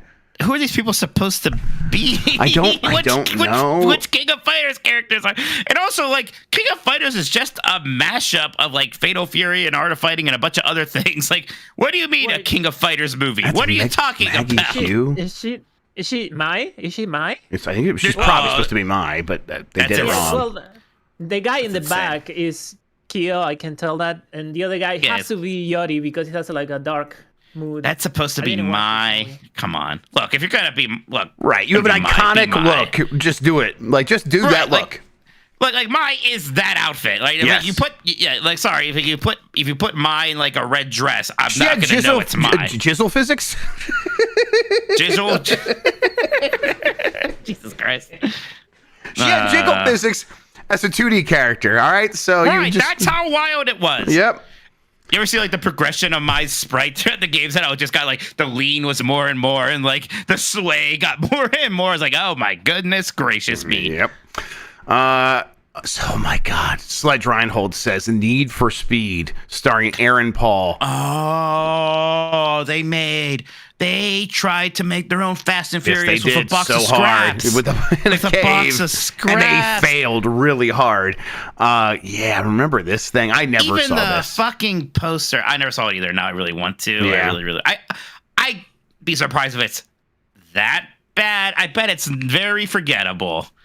It's wild that it exists, though. I gotta look this up real quick. The guy who plays Terry Bogard in the King of Fighters movie is the director of John Wick. John Wick director. I just want to see him. See if I recognize him. That's incredible, actually. Yeah. More so than anything else, I'm like, I need to see all these movies. Yes. If it was a thing of good movies, I wouldn't care. And now I'm like, no. So Chad Stahelski. Yeah. I can see he looks like a dude. I guess, right? He could play a dude with a hat. Yes, he could. I bet that Terry Bogard didn't even wear the fucking baseball hat. Probably not. Probably didn't even have that. Oh my God! Yeah, I mean, I knew Max Payne, but I forgot that was a Marky Mark joint from Vision 49. It's a Marky Mark joint. He's in a couple of them. I didn't even want to see this one. This one is atrocious as well, as what I've heard. Yeah. Is it supposed to be atrocious? I don't know. I don't know if it's terrible. Hates this movie. They it's way worse than you would even expect. But I haven't seen it. Then now I'm sad I didn't see it. Speaking of Need for Speed, I always meant to see Gran Turismo, which people seem to like. Yes. I don't know if anybody was like super in love with it, but I wish I had saw that one. People seem more positive about it than even Uncharted. So yeah, I think it's better than fine. Oh, definitely. I think absolutely. Yeah, more better than fine for sure. Oof. Max, that's so funny because Max Payne, like, I don't know, it's somber. Right? Yeah. He said, I just don't think of Marky Mark as somber. No. I'm going to take this list and I am going to watch some of these movies real soon. I'm going to go add them all to my Plex. There you go. Evo Janice says Dungeons and Dragons. This is the original one, right? God. I remember, this is the first time I remember being in a movie theater, and because the release date was December 8th, something. I remember thinking, that's my birthday. But then I did not see it. Yeah, I know people don't like this movie and people like the new one quite a bit. Oh, that's right. It's got like Marlon Wayans. I forgot about that. Holy shit. Okay. Man, I kind of want to watch this and the new Dungeons & Dragons movie. It's like a double feature. God, all right. That's not a video game, no. That's a tabletop game. Come on. Yeah, that's right. Doesn't count. Worst tabletop game movies ever. Dungeons & Dragons and Battleship. What else? Do we have two more? Probably, yeah. Jumanji! There's got to... Jumanji's good, though. Yeah, that's the problem. Eden says Street Fighter, The Legend of Chun-Li. And look at that Nick Cage-looking guy in the back. Like, that's so good. Oh, wait, let me scroll up there for everybody. Yeah, I think I saw this movie in theaters with that friend I was talking about, and it sucked. It's so boring. It's terrible. Yeah. And again, look, I get you're probably not going to put Chun-Li in her Street Fighter 2 outfit, but for the love of God, don't put her in like jeans and like some black dress. Like, come. Yeah, what are we doing here with that kind of stuff? Just build a character that actually has some identifiable features, not just a lady at the mall. Right, like that's like the whole thing with these characters. Like silhouettes matter. God. Yep. And sometimes those silhouettes are iconographic. Why give that up? Whatever. Freedom McLiberty Ball says Sonic the Hedgehog, Sonic the Hedgehog 2, and Knuckles, the Paramount Plus original streaming show. Look, I haven't seen that Knuckles show. I never will. But this poster has him wearing that hat, his OVA hat, and I'm like, no, that gets a free pass. I'm sorry. I like these movies are fine. I think maybe it's surprising how well that they do. I have to admit. I guess it's not like they're that good, but they're crowd pleasers. They got that right. And it's funny because it was not going to be. They had that terrible Sonic design, and they basically had to get bullied into making the movie not terrible. It is the one example when people want to be like, well, here's why we need bullying sometimes. It is like the one sort of pro column for that.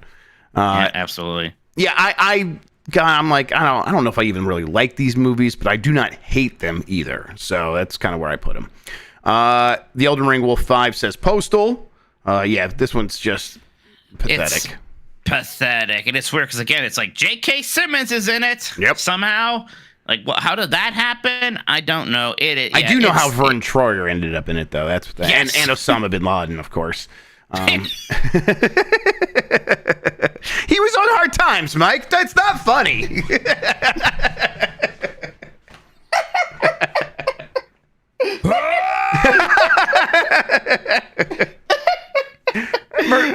Vern Troyer and Osama bin Laden were like the new Brat Pack by that point. They were working together all the time. Okay.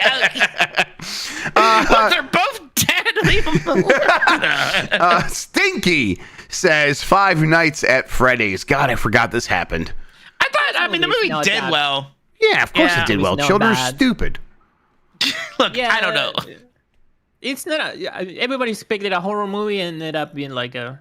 Right. I don't know. Well, because they still had to make it for kids. Like, that's the audience there. You can't make an actual horror movie. Like, is it as creepy as like an you're not going to know this reference, Christian. Are You Afraid of the Dark episode or something like that? Yeah, like that's it should what be I was like that or expecting. that Goosebumps movie. I do understand the reference. Yeah, a little less than that even. It's like it's not that. Spoiling not everybody's. scary at all. All right, let's get through some of these. Matt in the rare Zenless zone says Blood Rain. UV Bowl represented, but Blood Rain definitely a bad one. Oh, is this the one that's Ben Kingsley? Is there multiple UV Bowl movies with Ben Kingsley, or is he just in this one? And he's not in Dungeon Siege. Frequent collaborators. I forget if he's in Dungeon Siege, but he's definitely in Blood Rain. Yeah. I think Dennis Hopper, right? His kid asked him, was like, "Why'd you do that bad Mario movie?" And he's like, had to be like, "You see those shoes you're wearing? I paid for those by being in that movie." It's either that or Bob Hoskins. Yeah, you're right. One of them was telling a story like that. Yeah. Pablo Cos says Alone in the Dark, unrated director's cut. There's an Alone in the Dark 2. Which, have you ever seen that? Some of these have sequels that I don't think I have. I think I saw Blood Rain 2, and like. The sequels are never it's never quite as interesting. Actually, there's a Dungeon Siege. Well, maybe I might be thinking of House of the Dead 2 is actually what I think I might be thinking of here. Yeah, there's a lot of these have sequels. Yeah, but it's never as good as the original. Of course not. No, you can't capture lightning in a bottle like that again. Hammond of Texas says Far Cry with Till Schweiger, who I know from SLC Punks. So I would see this guy and be like, "What? He's in a Far Cry movie? What is that?" And then I would look at the back and see Uwe Boll and be like, who's who's that guy from Happy Days who's the director? Ron Howard? Ron Howard's brother is Clint Howard, yeah. Yeah, he's like the fucking Stan Lee of Uwe Boll movies. He's in all of them. Yep. It's just another incredible fact. It's like, when is Cliff Howard going to show up in this one? He always does. That's good stuff. I like Clint Howard a lot. Sky Rizward Sword says Mortal Kombat Annihilation. Yeah, Look at this fucking oh my God, Motaro composition here. Shit. I might watch this tonight. God, we're going to be up late. We're doing Columbus. Fucking Motaro is here. Yep, man. Beardy man. Mason W says Alone in the Dark. Freshly Steamed Game says Mortal Kombat, that the HBO one. Which, hey, I didn't finish that one because I hated this movie. It was so boring. Yeah. I was real burned on this because it was like one of the first ones after pandemic, and I remember like it was one time like Twitter was like, "Oh man, this is great," and I was like, "Oh, okay, cool. I guess they got it figured out." Then I saw it, I was like, "That sucked. What are you talking about?" This movie wouldn't be great if it was like 30 minutes shorter. Like, I think you got to get rid of the OC. I'm not. Listen, OC is so dumb. It's really see dumb. Who beats Goro? Yeah, it's pretty fucking stupid. Goro just it doesn't add up. anything. Like we don't need an audience surrogate. This is the easiest shit in the world to understand. It's a guy with 4 arms or whatever. We get how the Mortal Kombat universe works. They said at the beginning where it's like, oh, Scorpion could be the main character. Will that be cool? Yeah. People sure like Scorpion. Pieces of shit. Dumbasses. Do that. Yes, all right. All right, let's keep going here. Laser Wolf says Uncharted. Yeah. Oh, it's fine. It's fine. It's fine. It's fine. Major Arms 2 Blazer says Angry Birds. Although I guess this could be Angry Birds 2. They did. Who make can say? Yeah, it's impossible to know. B says Pixels. What do you think about that? Pixels is a movie about video games. Right. It's I never saw it. Although I love that. I love like the big reveal where what's his face's character is like he's supposed to be like real good. It turns out that his glasses have the cheat codes written on them. I've never seen that. Is that he's supposed to have like world records of like old arcade games? Is that the like, Billy Mitchell character basically?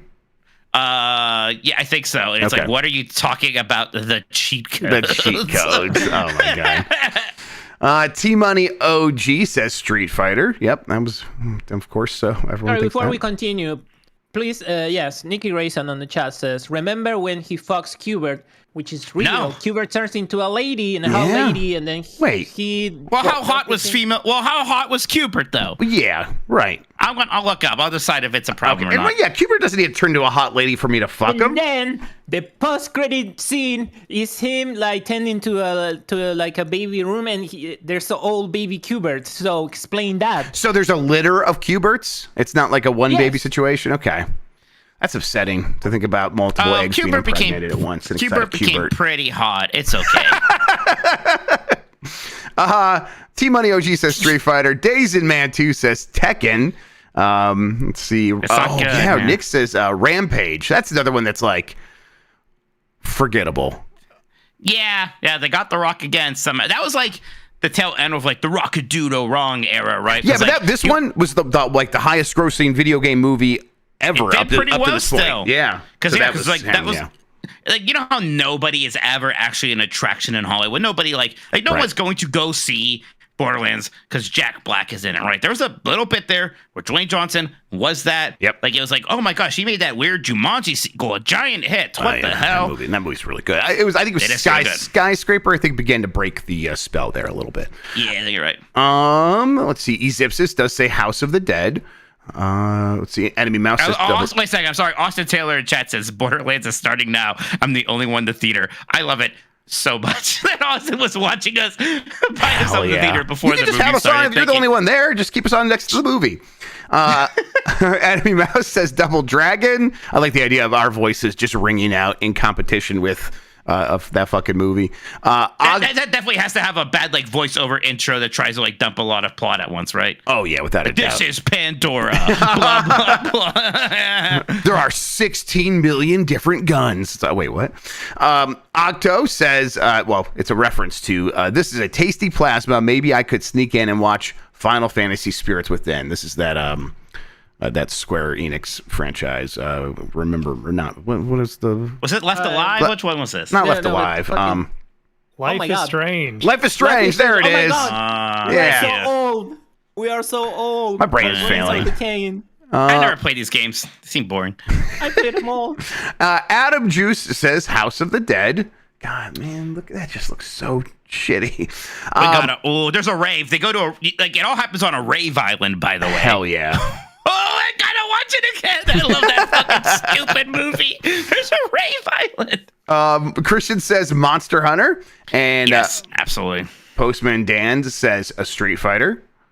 Which that's a great line right there. Yeah. Change the channel. Yeah. There's so many great lines in there. God. Turbo Sean says Street Fighter, The Legend of Chun-Li. And then I hit a period button at some point and sent that. So Great, good work. Yeah, Did thank good you. stuff over there. Absolutely, I'm on top of it. All right, Mikey, what do you think? What's impressive is nobody mentioned any of those Paul W.S. Anderson Resident Evil movies. There's like 6 of them, and a lot of them are not very good. But like, there's too almost many. They like cancel each other out at a certain point. I think everybody respects the fact that he got away with it for so long. Yes, right. He got it, and he like got it work for his wife like every single time. Like that's a real wife guy in Hollywood is a rarity, and I want to respect that. Yeah, also his daughter. His daughter is on a lot of those movies as well. Hell yeah. So like, Good for he's him. a family man, you know. I always appreciate it. Like I saw like 5 of them, whatever. I always appreciated how they were all bad but different genres. Like, the first one tries to be a horror movie. The second one is just a straight up action movie. The third one is Mad Max for some reason. It's like what's good? Wow. Yeah, that one is pretty good. It's wild. Those are fucking weird movies. Like, but it would be funny. But we're gonna watch all of the Paul W.S. Anderson Resident Evil movies, I guess. All right. We have so far House of the Dead, Mortal Kombat Annihilation, Monster Hunter, Wing Commander, Dead or Alive. What else do we want to add to this list, Mikey? I want to Final Fantasy Spirits Within. I think should be considered. Okay, sounds the good. actual damage it caused, which was big. Yes, extra point for killing Squaresoft. Yep. I do think Street Fighter: The Legend of Chun-Li should maybe be considered. Excuse me. Like that. Legend of Chun-Li. Is there a hyphen in Chun-Li? No, I don't know. I don't think so. It's a dash. Yeah. Oh, there is. Okay. There you go. All right. Is there anything else? I mean, what do we want to do about Mario Brothers? I mean, Mike, I think if it's between Mario Brothers, Street Fighter, and Double Dragon for that slot, like I kind of what? Go ahead. I don't want this slot to exist. I think. I mean, a lot of people are going to say that. I think from a more general audience on Twitter when we put this out there, but they're wrong. I think. Dan was saying Mortal Kombat Annihilation is a fun watch. That is, it is. Really? Yeah, sure. A lot of these are. Sure. Exactly, but it is just a complete mess. It is so weirdly bad. Once again, compared to the Mortal Kombat, especially. We did Spirits Within. I don't even know if it makes it because it's probably it's a better movie than a lot of them, I guess. But honestly, in a way that I find much less interesting to watch. Yeah. I don't know. I think we might have people. I didn't see that that Max Payne movie, but people seemed really down on that one. Yes, Max Payne was very, very bad, but I've only seen bits and pieces of it as well. Here we are. Okay. So once again, we have House of the Dead, Mortal Kombat Annihilation, Monster Hunter, Wing Commander, Dead or Alive, Final Fantasy: The Spirits Within, Street Fighter: The Legend of Chun-Li. I think we probably have our 4 here, and the last chance maybe to add one other one. What are you thinking? What I'm thinking is that House of the Dead is a lock. That's what I'm thinking. That is that is the movie. I think, like I said, that'd be on my Mount Rushmore of bad movies, right? Like with fucking The Room and things like that. That's how much I think about that movie all the time. All right. I would I want to put Mortal Kombat Annihilation up there because I do think that one's so bad it's good, but it is also just very bad, and I think a so bad it's good movie should be up there as well. Or I guess another one. I know you'll enjoy watching House of the Dead. So, okay. Oh, they can all they're all a little bit like that for me. So don't worry. That's fair. Yeah. All right. So now we are picking between Monster Hunter, Wing Commander, Dead or Alive, Final Fantasy: The Spirits Within, and Street Fighter: The Legend of Chun-Li. I'm okay with putting Street Fighter: The Legend of Chun-Li up there, or Dead or Alive. Yeah, that's my question. Which fighting game movie? I think Dead or Alive is objectively a worse movie. Yeah. It's a more pathetic movie in a lot of ways. I would much rather watch it than Street Fighter: Legend of Chun-Li. Because Dead or Alive does it's like a tournament and all that crappy stuff. You have the late fight scenes. Legend of Chun-Li tries to be like an international spy thriller or something. It's really bad. It's really boring. It's maybe even worse than Dead or Alive in some ways. It's they're bad in different ways. I could do either of them. Yeah, let's put Street Fighter: The Legend of Chun-Li up there, and just the name recognition alone will help with that. Yeah, let me find the year of that. That's 2009. The Legend of Chun-Li for you. Okay, 2009. Thank you. And then do you? Okay, so then last slot. I think I'm leaning towards Monster Hunter. You kind of won me over with that. I think I'm leaning towards Monster Hunter too. I think people forget. That movie came out not that long ago. I think most people forget that happened, and it's wild. It had something of a budget. It is just a complete wrong approach. It's no fun whatsoever. It's barely even like, oh, this is kind of like a fun hate watch. It's not even really that. It is terrible. Man, it's got like that really good younger martial artist actor in it that I was excited about. I'm like, oh, well, he's great at action. They'll just do some fun stuff with that. And it doesn't sound like they did anything with him. So, yep, just a waste of everybody's time. And okay, so our Mount Rushmore of bad video game movies is House of the Dead, Mortal Kombat Annihilation, Street Fighter: The Legend of Chun-Li, and Monster Hunter. That sounds good to me, and I'm gonna post that right now. Yeah, that sounds great. I'm glad we didn't fall under pressure and put Mario Brothers or Double Dragon in there. Yeah, I agree. It just doesn't fit really for me at all. No, those movies are campy and dumb and fun, and they took real swings. They like felt like actual movies from that time, in a way that Monster Hunter doesn't. Right? Monster Hunter is clearly just being made cheap. All right, Mikey. We are going to move on now to our Hall of Fame. Christian, do we need another break? No, we're good. Okay. You want to do a break after we do this before the? Yeah, we'll do a Hall of Fame, and then before the rest of Super Chats and what we've been playing, we'll do a Sounds break. good.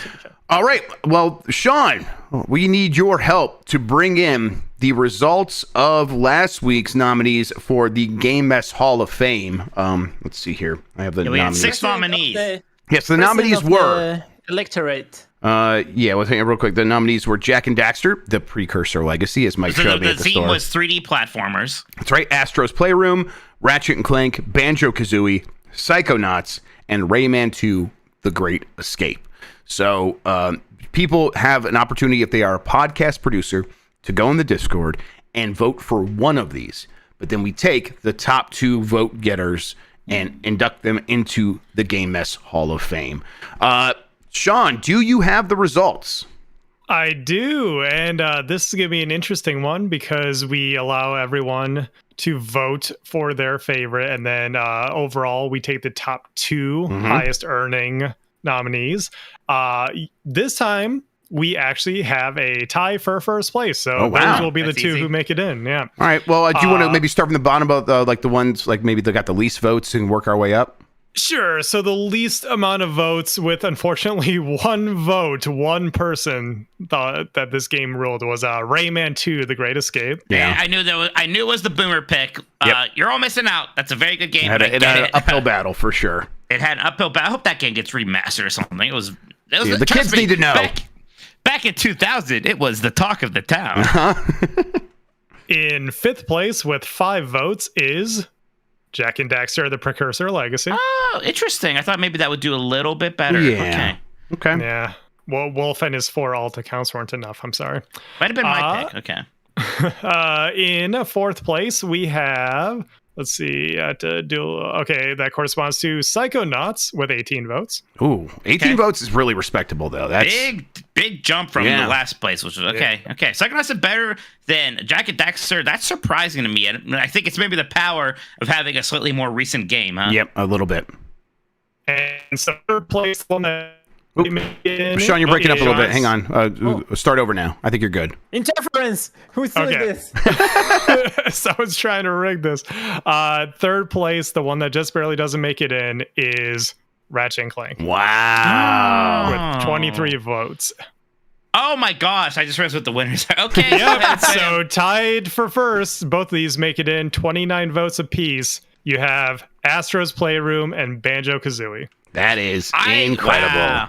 I thought Banjo-Kazooie would get in. People still have a lot of fondness for that game, and it's a good game. I was like, man, are people gonna is Astro too new for other people? That's a game that is very on brand for us. We talk about it all the time, and I bet a lot of our community feels the same way, though. It's just too damn good to not make it. It's just too good. Yep. So that means our current Hall of Fame is Super Mario Brothers, Super Metroid, Street Fighter 2, Super Mario 64, and that's not the last of the S games, but Mario Kart 8 Deluxe, F-Zero GX, Undertale, Shovel Knight, Ori and the Will of the Wisps, Castlevania Symphony of the Night, Streets of Rage 2, Sonic the Hedgehog 2, Demon's Souls, Uncharted 2, Knights of the Old Republic. Does Uncharted 2 have a subtitle, Mike?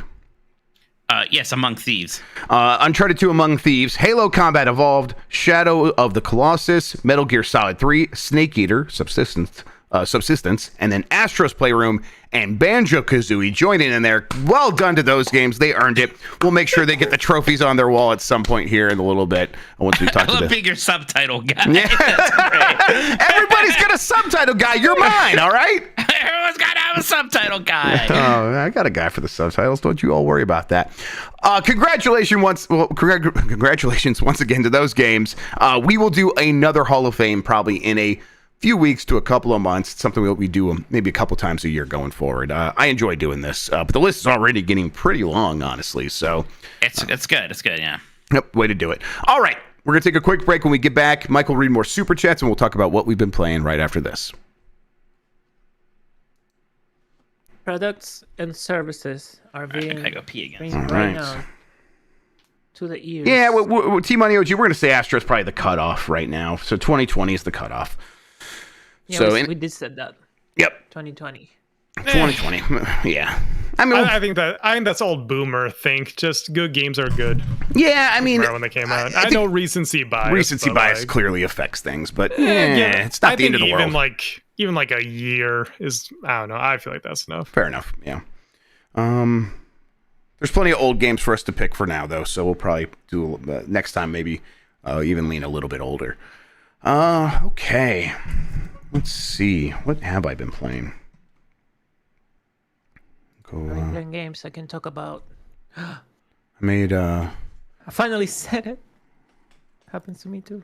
My kids found my old Yarny that EA sent me when Unravel came out. Oh, Yarny. Yeah, so they're like, "What is this?" And I'm like, he's from a game. And then I'm like, there's Unravel 2 where you could play 2 players. And so they started kind of doing Holy shit. co-op of that, and that was pretty fun to watch them try to figure that out. They did okay. There's a bit more going on than I think they can quite handle together, but it was fun to watch them try to play that. Okay. Oh, Tony Jaa is the guy you were Tony talking Jaa, about. yeah. What's his movie that I really like? What's his like big Ong Bak. Ong Bak? Yeah, that's the shit. That's a good movie. Pretty good. Yeah, I love me some Ong Bak. What's that movie I like there, sweaty dudes. Christian? Yeah, I'm an old man. I'm not going to remember Ong Bak, Sean. Come on. Oh, I know. That's some big bitty men slapping meat. Well, they're What did you kinda say this tiny. morning? Oh yeah, Super Barrio Brothers. Oh god, I was just shriveling into a raisin. Wait, what was it? What was the joke there? Barrio. Duh, because it's That- Mario. Yes, okay. Hey, shit. Yeah, that just comes out when I'm like reading. I'm like, yeah, Super Barrio, yeah, or Barrio, Barrio. yeah. That's how Jesus Christ. Backlar would say it. So Well, we know that. yeah, just showing a little respect and deference. Man, that was a good basketball game. I barely squeaked it out, but that was a lot of fun. I need to watch The Protector. Everybody said that The Protector is crazy good. The Protector, yeah, Mechanized is saying The Protector is amazing. Okay, I'll watch it. I'll do that. I do not think I've seen that one, so I'll do that. What's that? Has Tony Jaa done much else that is like worth watching? He was in the Triple X movie, I think. All right. Let's see what the last one. Okay, I'm good. All right. Oh man, Ong Bak 3 though is got a very low score on IMDb. That sucks. What does? Sorry. Means it's pretty Ong Bak, good. it's the Tony Jaa movie. The Tony Jaa was that Second. martial artist that was in Monster Hunter. Oh, because my thing became unplugged. One moment. Okay. No. This is why I can't hear you. Mystery solved. All right. Let's see. All right. There What's it got is. a bad score on IMDb? Ong Bak 3, which is the stars Tony Jaa, who was in Monster Hunter. Okay. I want to watch Monster Hunter with Ong you Bak sometime. 1 was one I watched and really, really enjoyed. But apparently Ong Bak 3, much worse. Okay. Let's see here. All right. I'm ready if you are, Mike. Yes, sir. All right. We are back, and I do believe we have more super chats. So, Mike, go ahead and read those. Gerber said Wing Commander needs a mention at least. Well, got a mention. Yes. It was close to making it. Like, it really is. That's one, Mike, that I think you should actually like prioritize to watch. A late 90s sci-fi movie. 1999, right? So it's like Phantom that's Menace lit. and Matrix are coming out, and that's another one of those movies I saw that year. So To be honest, like that's way later than I thought this movie came out. That's wild. And you'll I feel that when you're associate Wii watching Commander, it too. I associate Wii Commander with like the 3DO. I was like, this movie has to be like 94 or something. Wow. Okay. Yep, man. These are movies. We Wayne- should have brought up the trailers silently when we were talking about something. Yeah, that'd been good. Yep. Wayne Martin says, yeah, do you think GTA 6 might do a subscription model for online instead of a higher price base game like a lot of people are speculating? This is Wayne's first super chat. Thank you, Wayne. Subscription models can make a lot of money, Jeff. It's rough when the last one didn't have one, though. They'll do both, right? They'll do both. You'll get some premium currency. Yeah, they have that now. Doesn't GTA Online have something? Yes. So It won't they'll be do both because they'll be happy to take your money at the store and online every month. And I would fully expect that to happen. The Inner Wolf says, do you guys think video games better adapt to the TV format like Fallout and Arcane versus the theatrical releases? Also, just play video games instead. Yeah, I largely agree. I mean, it seems like, look, they're just both different formats and they can hit or not. It seems like the TV ones have been doing pretty well lately. Like, I don't think a Fallout movie could ever really have worked. I'll say that. I think that had to be a TV show. Yeah, probably. In Arcane and kind of that cyberpunk thing, Edge Runners, that's great because you can kind of do something different. You don't just have to like do some kind of retelling of something. So that works out well. But you still have things that don't work, like that last Resident Evil show. Again, in Halo, right? Halo didn't really work either. So it's not a golden bullet. Yep, I'm bringing up golden bullets again. I'm sorry. A lot of times, whether it's a TV or movie, it just comes down to the filmmaking and how good the filmmaking is. And I think the TV format has some advantages in that people do really want to care about the characters, and the TV gives you more time to spend with those characters. And I think that's why Fallout worked so well. Dr. Ryan says, I know we already have a monthly game club. It's a bi-monthly game club now. But with all this talk tonight, how about a monthly video game movie club? Well, remember, speaking of that game club becoming bi-monthly, it turns out free time is something of a premium these days. And if Amazon still had, or Twitch still had the watch party stuff, sure, and it was, some of those movies were on there, it'd be much more likely and much easier to pull off and justify and stuff like that. But as is, it's tough. But I would love to occasionally pick one of these movies and talk about it, like on BCR or something like that. That could be like a topic every once in a while on there. Maybe we should do some film in 40s with some of these and something like that. That'd be fun too. Make that happen eventually. Yep. Yeah, absolutely. That's it for now. If you guys want to squeeze in any more, you have a few minutes here while Jeff and I talk about. Dan Reichert's into that film. Dan Reichert, what movie do we talk about today? Would you be most excited to do a film in 40s of? One you've seen before, one you haven't seen. Let me know, Dan. Let me know in the chat, Mr. Dan Reichert of GiantBomb.com, formerly of Game Informer, just an absolute beacon of this industry. Thank you so much for joining us today, Dan Reichert. Mortal Kombat Annihilation was the first thing he said. Thank you, Dan. Did you guys not do a film in 40s of Mortal Kombat Annihilation? Because if you have not, then that film almost feels like a dereliction of duty, and we should get on that immediately. But if not, yeah, Sean, I was also worried about what was happening. I feel like Mike's gonna stab him. I felt like he was building him. Yeah. I had that one beer. Is what's happening. All right, never mind. Asked and answered. There we go. All right, so done with super chats. That means Mike, what have you been playing? Man, I don't know why I'm loving Beyond Good and Evil. That is hitting crazy for me. I like the way the game feels is fantastic. It's kind of it's fun. It's kind of somewhat dark. We're being invaded by aliens and whatnot. But it's mostly cute. It's kind of real cute and wholesome in nice ways. I think it feels very good as far as Zelda clones go. There's a lot of charm. It's very pretty. The music is incredible. And that remaster is just very spiffy. The game is running very well. Things are up-res in a great way where, you would never think this was an original Xbox game. You'd maybe think it was a 360 game, but it's looking fantastic. I've just been very impressed with this remaster. Yeah, I watched you play some of it, and it did look really, really nice. And I think I was kind of getting the sense there was more going on here than I even remember. I mean, I enjoyed the game, but like I said before, I don't think I've ever beaten it. There was definitely a playthrough where I got deep into it, and I really discovered a lot more than I had previously. And again, I enjoyed a lot of it. But watching you play it did make me want to get in there myself, and I downloaded it on the Steam Deck, and maybe I'll give that a shot here. There's a lot going on, a lot I want to be playing, but that definitely piqued my interest. It made me indignant at the idea that they were ever even seriously working on that weird spaceship pirate prequel thing, and not just make another one of these. Just make another 10, 15, 20 hour like Zelda-like adventure game set on a planet. It'll be great. Yep, absolutely. Anything else you've been playing? It has to be yes. What have I been doing? Oh yeah. You know, I finally picked up on the Switch. What's that? I'm like, this is my Switch game. Shiren the Wanderer, not the newest one. Oh. The one before that, like a port of a DS game, is like on sale. Something tower. So I'm playing a Shiren the Wanderer game right now, doing some mystery dungeon shit. Right. So describe the gameplay again. I can never remember.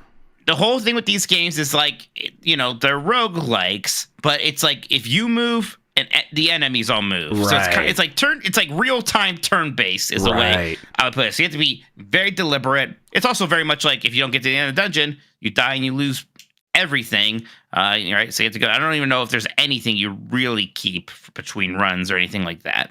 You know, I've played it for a few hours now, so nothing crazy.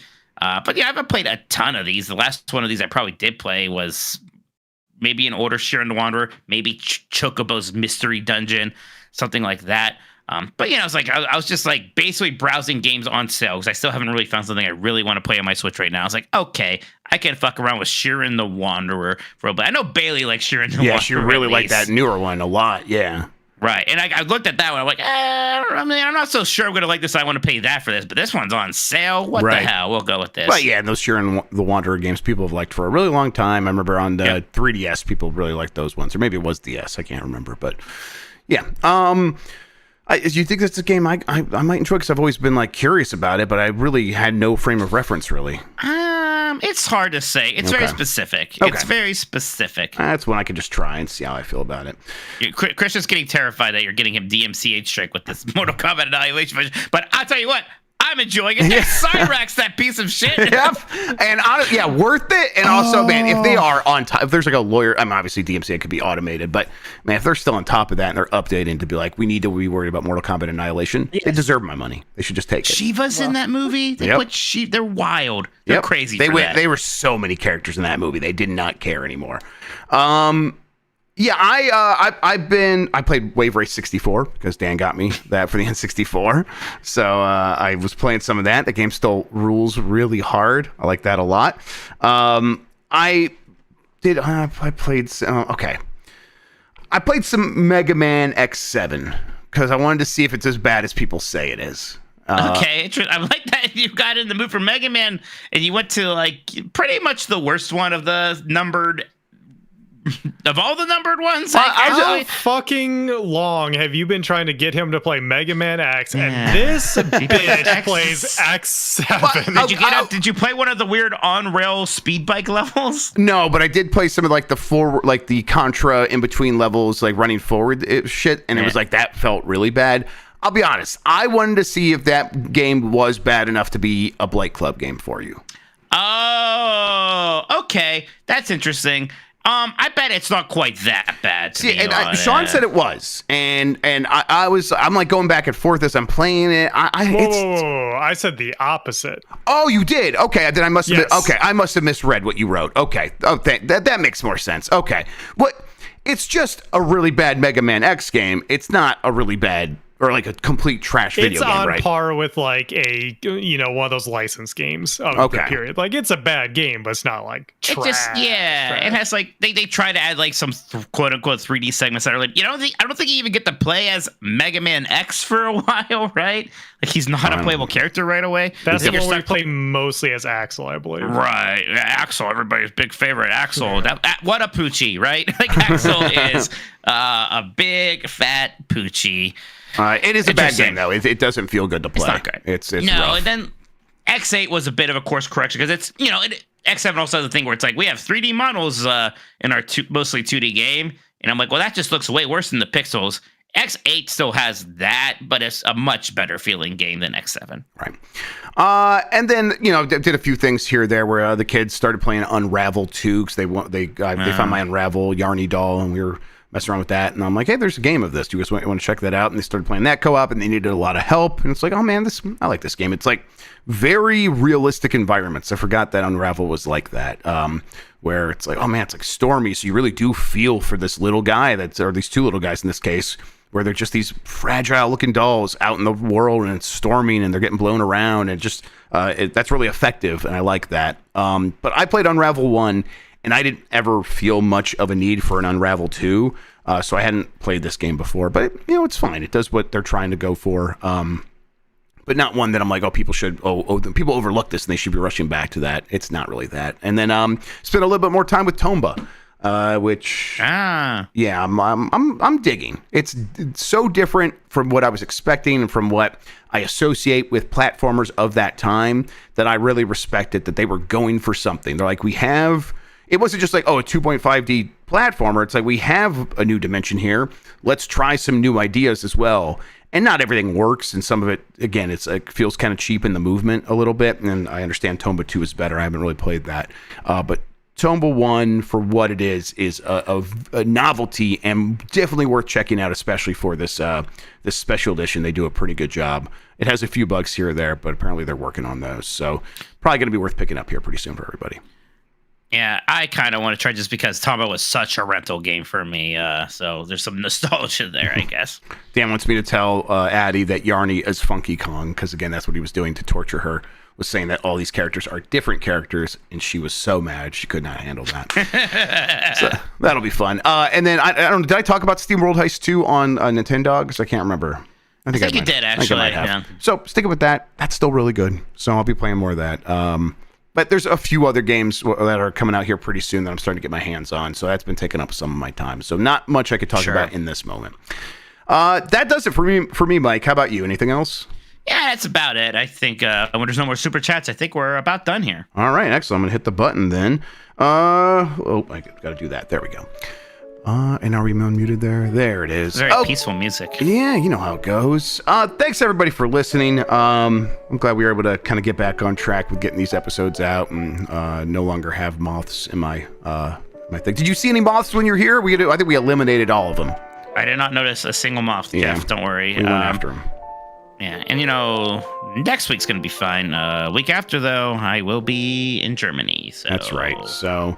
And I think Dan is traveling next week, so we won't be able to do your first episode of Blight Club. Blight Club is gonna have to take a couple weeks off, I think. So yeah, a couple weeks off. It'll be a little bit before that debut episode. And honestly, God, the week after that, so like there's 2 weeks for sure. The week after that, I might be out of town. I might be getting back that Wednesday, so it might be a close call. We'll have to see. I know my flight that day is like 6 a.m. coming back home, but I have a couple connecting flights. So it's not really anxious, but it's like, sometimes these games can suddenly become a part of your personality, right? So like in my house right now, some costume and some game that might become important to me in some weird, messed up way. And you have no idea right now. Yeah, that's... I have no idea. It's gotta be a weird feeling.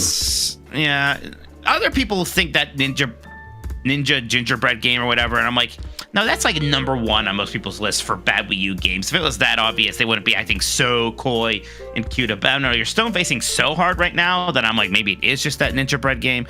I don't know. We'll see. Could be anything. Could be anything. Could be fucking anything. It could be anything. Damn it, I fucking hate that console. I'll tell you what, it's hard to say because there are a lot of bad games for the Wii. Like in terms of systems, with games with Metacritics of 3 and less, the Wii might be king. Yeah, there's so many games that just by raw numbers. Yeah, you might be right for that. And they weren't trying very hard either because they're like, only idiots bought that console. A bunch of old people. They'll buy anything, and then they didn't actually buy any of those games. But no, the only games they ever bought were Wii Sports and because Carnival games. Remember Carnival games is a legitimate hit. What the fuck? I cannot wait for Mike's game. Bye everybody. Until next time, have a good one. Take care of yourself. See you then.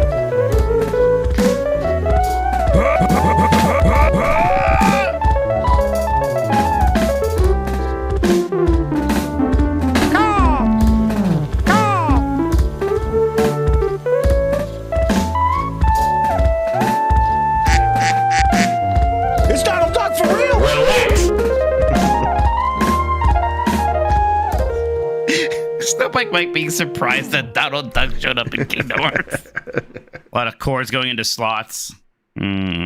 It sounds like two separate audio clips being mushed together, but it's not. Nope, it's just how you feel about chords going in slots.